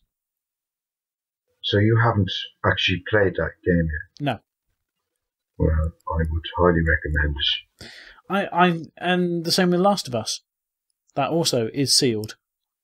Really? Ah, come on, you're joking. No, because I don't want to play the epic games right at the start. I want to give myself something to build up to. Yeah, I get what you mean. That's why I've kind of raced through short games. Well, I can relate to that all right, because I've, before I seen the light, I would do exact same thing. I'd go into CEX or whatever. Oh, there's a lovely game, £4. Could be the biggest load of crap, but I'd still buy it because it's £4. And take it home and, probably still the biggest load of crap. The worst game I ever did that for was Turning Point. Oh my God, that game was so bad. What game? Turning Point, it was called. Oh, Turning Point, right. Yeah. Oh, that was the biggest pile of dong I've ever Never played. even heard of it. Have you not? Codemasters. Was it Codemasters made it, I think? It was a kind of launch window title PS3. Yeah. Oh, okay. You often see it similar sort of prices as like Resistance: Fall of Man. Oh, okay. It had the similar sort of cover on it. It's not as good as Resistance. Not that Resistance was, the first one wasn't great, but it's Turning Point. No, the worst game. You would know it if you saw the game on the shelf. It is quite a distinctive cover. Yeah. Okay. I'll look it up afterwards. So I'm sure I'll recognise it. So, Justin, do you think you will get around to playing? Yeah, Turning Point: Fall of Liberty. That's what I knew it was. Because that's why Resistance came to mind. Because it was Resistance: Fall of Man and Turning Point: Fall of Liberty. Yeah. So sorry. Would I what? Will you get around to playing them sealed games? Oh yeah, of course I will. Yeah. They're on the pile. I'll play everything on the pile. Someone actually asked me the other day, will you play everything that's on your pile of shame? I'm like, well, I very much hope so. Otherwise, what's the point in doing the challenge? Yeah. No, I'm just going to sit and look at them for a year and be really miserable. Yeah. That's true. Okay. So, I guess I'll go next then. So my thoughts, there's a couple of things I wanted to discuss with you guys. So first off, Justin, you finished Mortal Kombat, the story mode. Yes. So as you said, that lets you play each character and you go through in a linear fashion from beginning to end in a single story mission. Now, where do you guys stand on fighters that don't have a story mode like that? They have individual story modes for each character. Because I have Super Street Fighter 4 and Super Street Fighter 4 Arcade Edition, and then because of Humble Bundle, I have all of the Mortal Kombat games. Okay, stop right there. I had Super Street Fighter 4, and then went for the Arcade Edition upgrade because it was about £5. The Arcade Edition upgrade over regular Street Fighter 4. Is it Street Fighter or Super Street Fighter 4 you've got? Super Street Fighter 4. Right, it's the same game just with extra characters. So you can bin or sell your Super Street Fighter 4 solo one. It's exactly the same game, just with extra characters. Yeah. And because there was even an update to the Super Street Fighter 1 that I think it put you on the Silver Edition or something like that. It was Arcade Edition Silver, which basically let you go online against the people who had the full Arcade Edition one. You just couldn't choose like Yin and Yang. Yeah. Those characters. Oh, okay. I think it's the same as like playing Street Fighter Cross Tekken when you haven't upgraded the extra characters to play as, everyone rather than the half of them that they allow you to. Yeah. Mortal Kombat doesn't give you a separate storyline, but my thoughts on the fighting games like Street Fighter and Street Fighter Cross Tekken and things is when you feel like you've done it, that's enough. Yeah. When you have no interest in it just becomes a multiplayer game. Yeah, because that's the thing. If I was to say, right, I have to play through the arcade mode or whatever with every single character, they're going to become slogs. Yeah. And I'm going to hate myself. I think a couple of times and then you're done, really.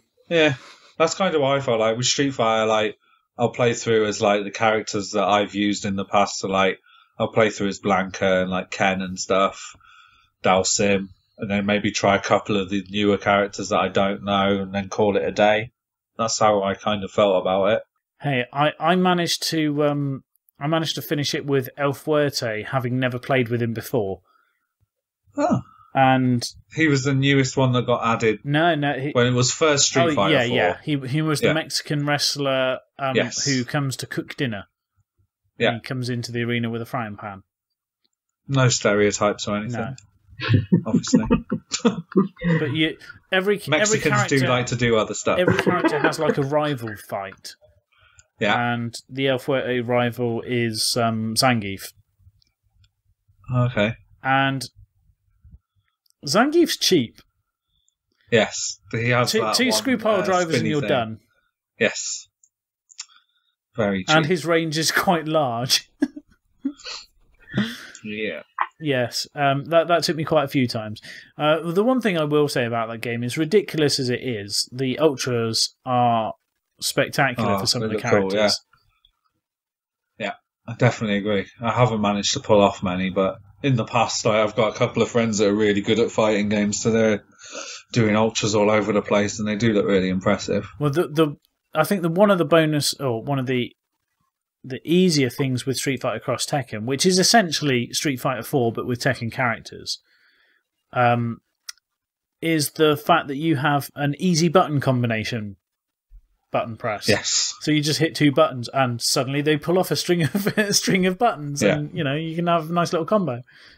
Very helpful. Very helpful.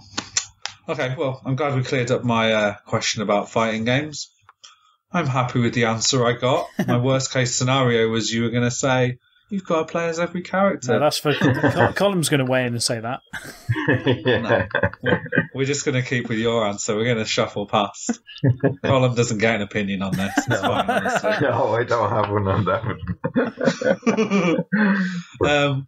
My other thing I just like a thought and feeling is how I've had to change my shopping habits, because often we'll go to shopping malls for like the afternoon and for quite a few hours or whatever, and like girlfriend likes to be sifting through like clothes endlessly, it seems, so I'll often wander off and look at every game store that's there. So I've kind of had to stop that and find other shops to go into, and it's a very strange experience because it's become such an entrenched thing that I can spend just as long a time in a video game shop as she can in the clothes shop, and maybe I'll come out with something that was cheap or whatever. Yeah. And I kind of had to avoid that because it just angers me almost. Well, yeah. Simon, who was doing the show last year, and as we've said before, he was saving up for his wedding. Yeah, he actually said to me that he found that he migrated to buying Blu-rays.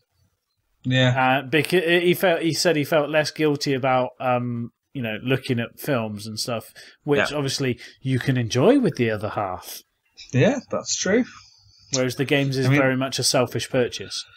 Yeah, that is very true. I mean, the last time we went out, I ended up buying some new clothes and stuff, which is kind of good. I needed some new pairs of jeans for quite some time, so I let her come in and we picked some pairs out. So she got something out of that. She gets to see me wearing jeans that aren't as scruffy, so I guess we both benefit from that. Yeah. But then the thing is, though, I got these jeans on, like, they were on some offer or whatever. They ended up costing the same as, like, one new retail release would cost, and I was, like, exactly the same amount, and I was like, these jeans I'm wearing now are fine. I could have bought a game. Like, even then. So it's a mentality. It's totally a mentality thing, and maybe that's it. Maybe I need to start buying, like, cheap movies and stuff so that I still feel like something's being, like, that part of my brain is still being satisfied. Yeah. Oh, yeah, I can relate to that. Yeah. So, yeah, that was my other thought. And then next month I'm going to do a point-and-click adventure month, because I've in the past bought them like they're going out of fashion, and I've got such a back catalogue of point-and-click adventure games, but then I can never be bothered to play them because I just get so weighed down by how obtuse some of the puzzles can be. Like, tie this man's beard to this piece of string so that it's long enough to attach a magnet onto it so that you can scoop up some metal to make a gun out of or something. I just made all of that up, but like, it was so seamless. I thought, no scripting or anything there. No, that was completely made up. Like, I cobbled bits of different games together, because there is a bit in Simon the Sorcerer you have to cut off a man's beard. That was brilliant. Don't know what the gun bit was. But yeah, so I'm going to play through them. So I've got games I plan to play are The Dig, Flight of the Amazon Queen, Simon the Sorcerer 2, Loom, and then there's 2 Indiana Jones games. Cool. Is one of them The Fate of Atlantis? Yes. Oh, old school. Yeah. I'm properly going old school. And then, like, The Dig is also a... I finished The Dig. Oh, okay. Very good game. I played The Dig just before I played Full Throttle. Oh, okay, cool. In fact, I'm sure somewhere upstairs I still have my LucasArts like hits that had all those games. Maniac, yeah, I've got my Day of the Tentacle. Maniac. Oh, cool. So yeah, so I'm a real big fan of those games, and then these are ones that I've like acquired and just not got around to finishing. Because the question is, will they run on your PC? Because the games like that won't run on Windows 7 and Windows 8. I don't know. I got Simon the Sorcerer running, and that's a, what's it called? Scum, SCUMM game. So I don't know. And like, The Dig is through Steam, Loom's through Steam, the 2 Indiana Jones games are through Steam. Oh, okay. So I don't know. If not, though, I have a backup machine that I could play them on, I guess. Like, I'll just install Steam and run them off this other desktop that we have. I mean, this desktop's no good for gaming, but it will run them, I guess, because they're so old. I'll have to see. I hadn't even given it a thought, to be honest. If you want a real laugh, just while we're talking about retro games, I had a floppy disk version of James Bond Robocod. Class. I think I might have done And I tried installing it on a Pentium 2. Yeah. Let's just say it was a little bit overclocked. Racing around. It was like you tap the right arrow button and the guy runs off the edge of the screen, you know. Suddenly James Bond's like 10 times faster than Sonic. It was just nuts. The animation was so fast, it was just a constant blur. Brilliant. Okay, so yeah, so that's my plans for next month. I'm just going to, either side of like Borderlands and Alan Wake, I'm going to like bust through all of those and get that cleared off. Nice, easy playing. And then the mad puzzles. So I guess we've covered everything on our thoughts and feelings, pretty much. Yeah, I would say so. Yeah. So we're going to go and round off with our listener mail, which I'm delighted to say we got an absolute ton of. There has been so we have to say thanks to everyone. I mean, it's nice to know that people are listening and like engaging with us and stuff. Cool, eh? Like, thanks, guys, and I hope you keep it up over the rest of the year. And it seems that we may have inspired other people to go on and do a Year of Shame as well, which is just as we were inspired by others. Yeah, we have now inspired. I think we've got something like 6 Twitter questions and comments and 2 actual full-on emails. Yep. So I'm very happy with that. Yeah. So I guess I'll read the first one and then we can go from there. Yep. We've kind of already touched on this. So at Cookie Man, a good friend of mine, he wrote to us on Twitter, and he wrote, "Ironic you're recording Friday, the day the PS4 comes out in Europe. Do any of you have any regrets to the new consoles?" I think we can all say yes. Pretty much. It's the pits. Yeah. I don't know why we're doing it. So yeah. So it is hard, Cookie Man. Justin, do you want to read the next one? Okay, from, and I love this Twitter name, Marshasaurus. Yeah, it's a good one. Okay, hi guys, great first show. Been hitting PSN, but now playing disc games. Highest trade-in value first. What are your thoughts? Now, this is the one that I was alluding to earlier when I said about playing through physical games and leaving your digital library for later, because Colm said he's running out of games that you can actually trade in now. Yeah. So I have already said that I've got Last of Us and Tomb Raider still sealed. I don't think, now that the PS4 has come out and the Xbox One has come out, I don't think the trade-in value for what I consider the current gen is going to hold for too much longer. So if you are looking to try and make some bucks off your games, there's only two ways you're going to do it, which is one, play it and sell it now, or the other is hold it for a long time. Yeah. Until everyone's given up caring about it, at which point you become a target for collectors. Because there's a lot of people out there who want to own just about every game they possibly can. Yeah. So I think it's an interesting way of doing it. Like we're like picking and choosing what we want to play. He's distilling it down to like raw numbers. Like, I'm going to get through this game whilst it's worth this amount of money. It's an interesting way of doing it. Different. Yeah, and I think the other thing about doing it that way is you're effectively playing the last in, first out. So whatever was on the top of your pile, has it's the freshest game. That's what you're going to play, and it's still current. The downside to doing it that way is you may notice how much the development has gone on in recent years. Yeah. Because you will probably find, like, I played Mass Effect Trilogy when it came out. They finally released Mass Effect 1 for the PS3. Now, granted, it was running on the Mass Effect 3 engine, so it looked lovely. But there was clearly some mechanics in that game which were reminiscent of a 6-year-old game by that point. Yeah. And it didn't detract from my enjoyment of the story, but I guess what I'm trying to say is it could have been a lot better, and I'm sure that there will be other games I'm going to play, like Colm said about playing Remember Me. Now, that's actually a fairly recent title. Yeah. But if that's recent and it is bugged to death and causing you to give up the game, what's an old game that they've given up patching going to be like? Yeah, that's true. So basically what we're saying, in 10 months' time, he could end up playing Turning Point, Fall of Liberty, and he's going to hate himself. So good luck with that. Classic. Okay, Colm, do you want to read the next one? Yeah, next one is from Drunk Rogue 68.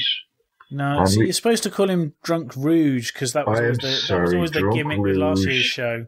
He always made fun of him. So he's a regular then, is he? Yeah, he was. Drunk Rouge, active listener with last year's show. All right, cool. Well, he said, "Good for a show, but you're all crazy." LOL there. I did last year, also running into this as saving for a wedding. So he's basically said he's been through what we're going through now at the moment. Yeah, and he managed to go a bit further than 12 months as well. Oh, did he? Yeah. Yeah, that's what he said. And also running into this year as he's still saving for his wedding. Yeah. So have you got a date for yours yet, Adam? Yeah, 6th of September. So actually, so close to the earlier end of the than year, I finish. Yeah. Well, for me, I started in October, so I'm still going to have some way to run. But that's fine. Like, I'm sure there'll be other stuff to pay for after the I was wedding. going to say, I'm sure after the wedding, gaming, well, certainly in the immediate time after your wedding, gaming's not exactly going to be at the forefront of your mind. No. Or his wedding, his marriage will be in deep trouble if it is. Yeah, otherwise you've got something to worry about. Adam, Thanks, you've got your TV's yours. I'm going to go over here and play on the Vita. you've got the perfect opportunity, Adam, to drop a few hints at for gifts, PS4, Xbox One. I don't know if you saw. It was an Ed Burns, one of his stand-up things. He said, making a list for the wedding. It's clear there are some things which is deemed as acceptable as wedding gifts. Turns out that Xbox 360 games are not acceptable wedding gifts.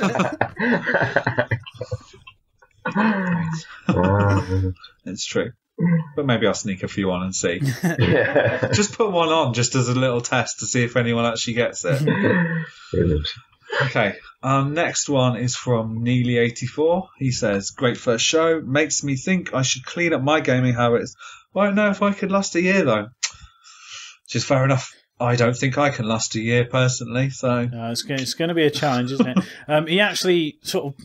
I combined that comment from two of his tweets, which kind of had a bit of a conversation in the middle of them, so I summarised it. Okay. Oh, cool. Okay.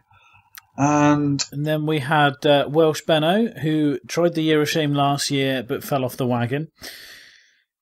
He has decided to do it again this year. He started his Year of Shame on 18th November, finally justifying buying all the games. And he said he's probably got about 150 across PS3, 360, PS3, Wii U and Vita, with too many epics in that list. Yep. I mean, you've just finished one epic Persona, and I'm sure there's many more to come. That's going to be the hard times when some of those epics feel like a slog, like that's all you're playing to try and get through it. Well, so I feel know when I try and play Nier or Final Fantasy 13, they are going to somewhat dominate my life, full on RPGs. Yeah. I'm already thinking about, I've got The Witcher, and from what I hear, that's a very long game. Yes. Yeah. So we've got that to look forward to one day. Colm, do you want to just read our last one from Justin Knowles that came in whilst we were live on air? Has the release of PS4, Xbox One made things easier or harder for your Year of Shame?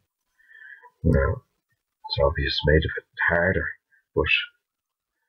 And yourselves, lads, what do you think? Adam? Harder. Yeah. Like I said before, trying to figure out ways you could circumvent the rules to just get something new and shiny, so you have it.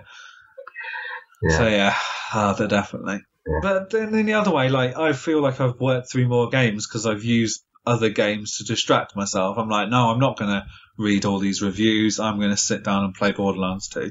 Yeah. Because kind of thing. And it's good and bad. For me, I'd say currently it's a bad thing. I was actually quite confident when we started the challenge, thinking I'll manage to stay out of all the buzz of all the new consoles and all. To be fair, all the bitterness between the two camps. I really wish we'd have all grown up by now, but no, there's still a lot of my console's better than your console willy waving going on. And, bearing in mind that these consoles are in some cases only a day old, there's already people going, yay, trophies, yay, achievements. Really? Just, is it still about that? Surely people, just want to play it for the games now. Yeah. Although, and Justin wouldn't have seen this, the page 3 in the Sun today. I don't know if you saw a picture of this. It was a double page spread, and it was of the PS4. And one page had a picture of the PS4, and on the other page it said, "Today's page 3 is for the gamers." Nice. Have they ever done that for anything else? No, there's a lot of and Channel 4 at the moment are doing a tie-in with Channel 4 and PS4, and there's a lot of activity and buzz around it. Xbox One is appearing in adverts, like the current Tesco advert, which shows a family unwrapping all their presents. They've got a nice bit of product placement with an Xbox One box on the floor behind them, like clearly visible. And I have that twitch of like, I'm aware it's there, but I have enough to distract myself with. I just have to remind myself that I can be distracted. Yeah. Yeah. Well, I mean, you were saying that you were playing Borderlands 2, and, a couple of months ago, Borderlands 2 was all the hype. You know what I mean? Everybody wants to play Borderlands 2. So basically, the next gen, we can't even call it next gen anymore because it's current gen now. That's just all the hype. The hype will blow over, Yeah. And the next new game will come along, and EA wants you to buy this and pour out your money, and it's just all about hype, really. To be honest with you, as far as I can see, that's what keeps the industry going round. And it doesn't stop me from wanting it, but it just makes me think, well, I can't afford to buy every single game that there is they're making. I just can't afford it. Like, nobody can, so you just buy the ones that you want, but you can't buy them either. So I'm getting more depressed now. But I think really, for me, I think the first quarter of next year will be the hardest, because that's when all the really good games are coming out. For me. Yeah. So if I can get through that, I'll get through anything, basically. Okay, well, we've got some email questions. I will take the first one because it's a bit of a long one here. And this is from Stylistic Puppy, who I noticed was tweeting about doing the Year of Shame a while back. So I said, if you feel up to it, drop us a line and let us know your thoughts. So, right, guys, just thought I would drop you an email to let you know why I'm joining in with the Year of Shame challenge this year. First thing, cost. Trying to keep up with the latest games online friends get is killing me. I usually buy games a week or so after release, unless I pre-ordered them, or getting friends' opinions and finding that if I don't hammer it in the first week or two, then most people will have moved on to the newest release and the cycle starts again. Now, this is particularly prevalent with shooters and things like that. You always find that unless you're on at the B of the bang, then people are 30 levels higher than you before you start.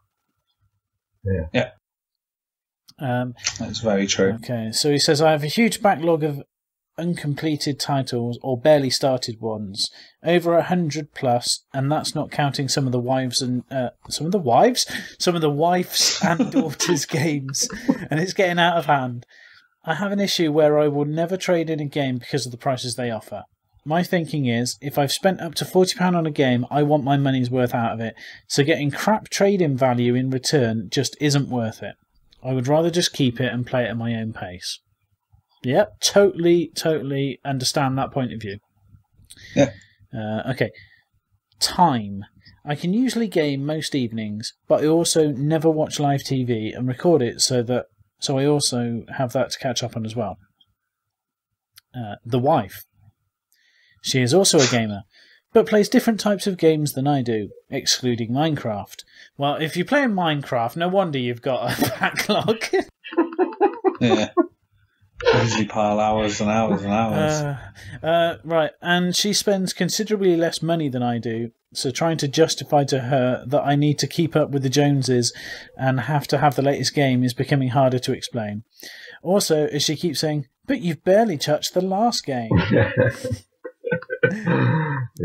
Yeah, we all know that. Yeah. New shiny distracts you. Definitely. Yeah. So after listening to last year's Year of Shame podcast, I thought I'm doing it this year. It's become harder over the last few days of the hype train and since the Xbox One was just released. Seeing people's opinions on it makes me want one and want to have an opinion on the now current gen consoles too.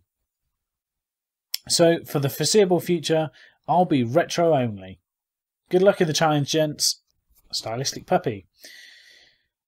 And yeah, it's odd to think that we're now retro gamers. Yeah. Yeah. I'm sorry. I'm not going to consider myself that way until I until I go off and try and play Wii games or GameCube games. In fact, Yeah. I do have Yeah, some. a bit upset. Yeah, I do actually. But thank you very much, Alan. That's a nice insight to some of our inner thoughts that we have to argue with on a day-to-day basis. Yeah. Oh yeah. I suppose we should pass on good luck to him as well. Yeah. Oh, definitely. Yeah. And if you struggle and fall off the wagon, let us know what happened.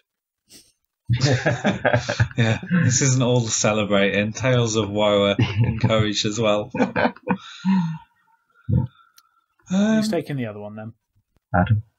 I can take it. Yeah. So this is from Dodgy123, who I think sent us a message last month as well from a forum.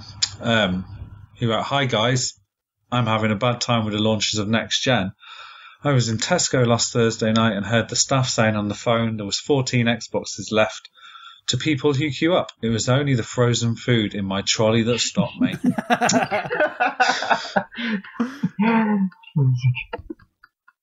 I sit here with Stock Informer open and I've had 4 alerts for PS4 stock next week in Asda. It's hard not to hit that button.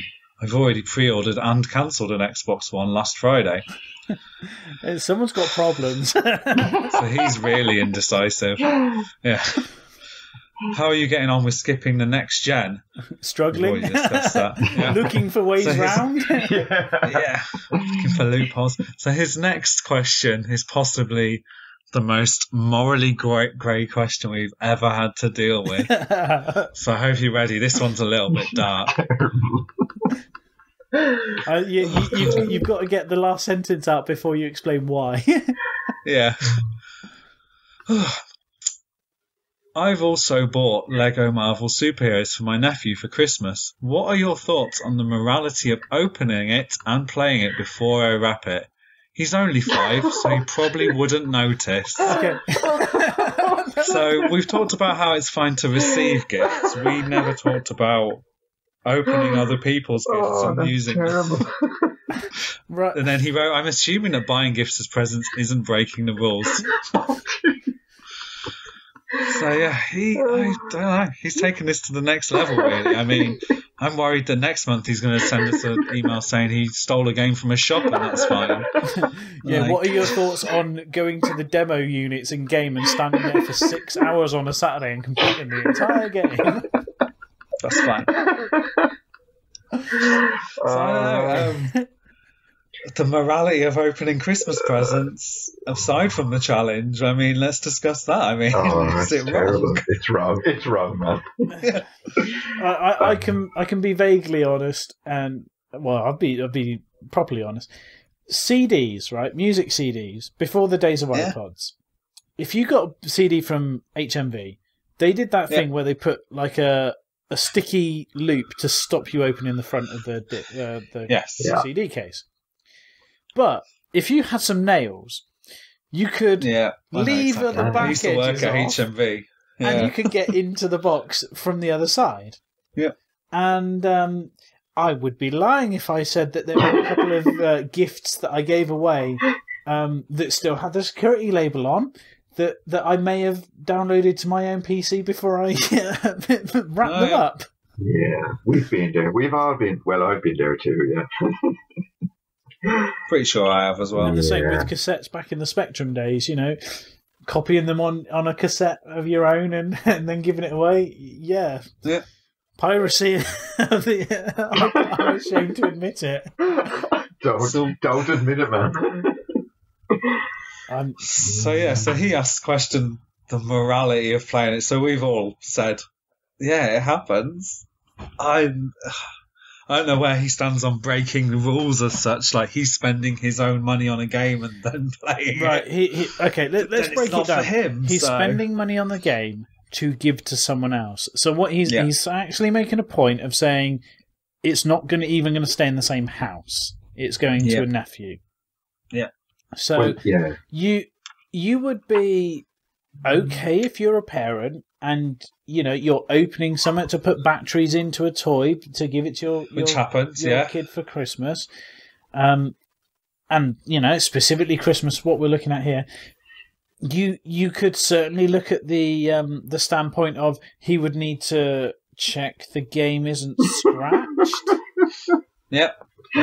Oh man, that's going down the dodgy road. I actually remember one year when I got my Game Boy. It wasn't sealed or anything, and my dad was like, "Yeah, we had to open it to check that all the games worked." And I was like, "Hang on a sec, every single game," because we got like 5 or 6 games between me and my brother, and none of them were sealed. Oh, classic. So yeah, I guess he's not alone. Dodgy to 1, 2, 3. Like other people do it. Okay, where I am going to put my foot down firmly, though, I will say the line is drawn if you buy the game and it has shrink wrap seal on it. Yeah, you can't open it. Yeah. If it has shrink wrap seal on it, you deserve the recipient to have the joy of opening that shrink wrap. Well, no, but according to him, they're 5. They wouldn't even notice. Kids that are 5 love ripping things apart. I know. That's what I'm thinking. He'll just wrap it up and leave them and take the wrap, the seal Put off. it in 2 layers of wrapping paper. Oh no! So that's where I draw the line. Yeah. If the shrink wrap is on it, don't touch it. If it's already open, you could. If you've got it from somewhere that puts those security barcode like metal strips in, you would have had to have opened it to remove that. No. But I mean, there's nothing to stop me from running into my bedroom now, and right under my bed is an Xbox One, waiting to be open Christmas Day. There's nothing to stop me from opening it, but I'm not going to open it. I don't know how you kept that secret. I thought you were going to buy it. I didn't realise you actually had bought it. Oh yeah, no, sorry. He's getting it for Christmas, like. But yeah. He got it. Like I got it last week for him, but he's not getting it till Christmas, so. There's nothing to stop me from running in and say, "Oh, sorry, son, I opened it because I had to test it for you." Just check that the Duracell batteries in there are working. Just to make sure it was working for you. So no, I'm not. I couldn't do it. I couldn't live with myself. No. So yeah, no. You see, the thing is though, by the time this gets published, he may have already done it. He's probably already beaten it. Yeah. Well, he has to live with that for the rest of his life. That is very true. Yeah, please, even if you only send us a one-liner, just let us know, did you succumb or did you do the right thing and not open it? Because it sounds like he was on the verge just as he was writing the email, so, Yeah, but this is, by his own admission, this is a man who was on the verge of buying the Xbox, 4 times? Yeah. Like he's sitting there, mouse in one hand, clicking order, cancel. Other hand, he's twiddling the copy, waiting to open it. He's a tormented man. God love him. I'm expecting to just get an email that says I'm a terrible person. We've pretty much condemned him anyway, Yeah. Okay, so, grand. Good luck with that, and I look forward to hearing the next chapter. Oh, that's brilliant. And with that, I guess that is the end of this chapter for us for today. Thank you, Ed. Totally.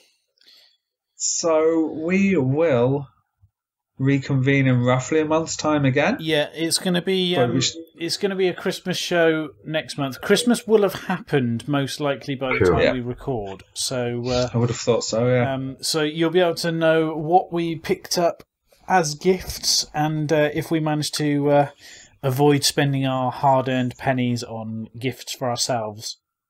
Yeah. This is all and true. I'm going to tell you guys now, if you wrap something up and send it to yourself in the post, just like that's worse than even opening up the 5-year-old's present. Now, come on. But you can say the postman brought it to me. No, at this moment... And then open it with fake surprise and be like, oh, what's this? The way I do it now is I don't go around with anything more than €5 in my pocket, so I can't buy any games if I get tempted. So there you go. That's how I'm getting around that one. That's a good idea. Yeah. Okay. We should probably quickly mention, if any questions, send them to us on Twitter. Yeah. You can ask me what now. was the Twitter?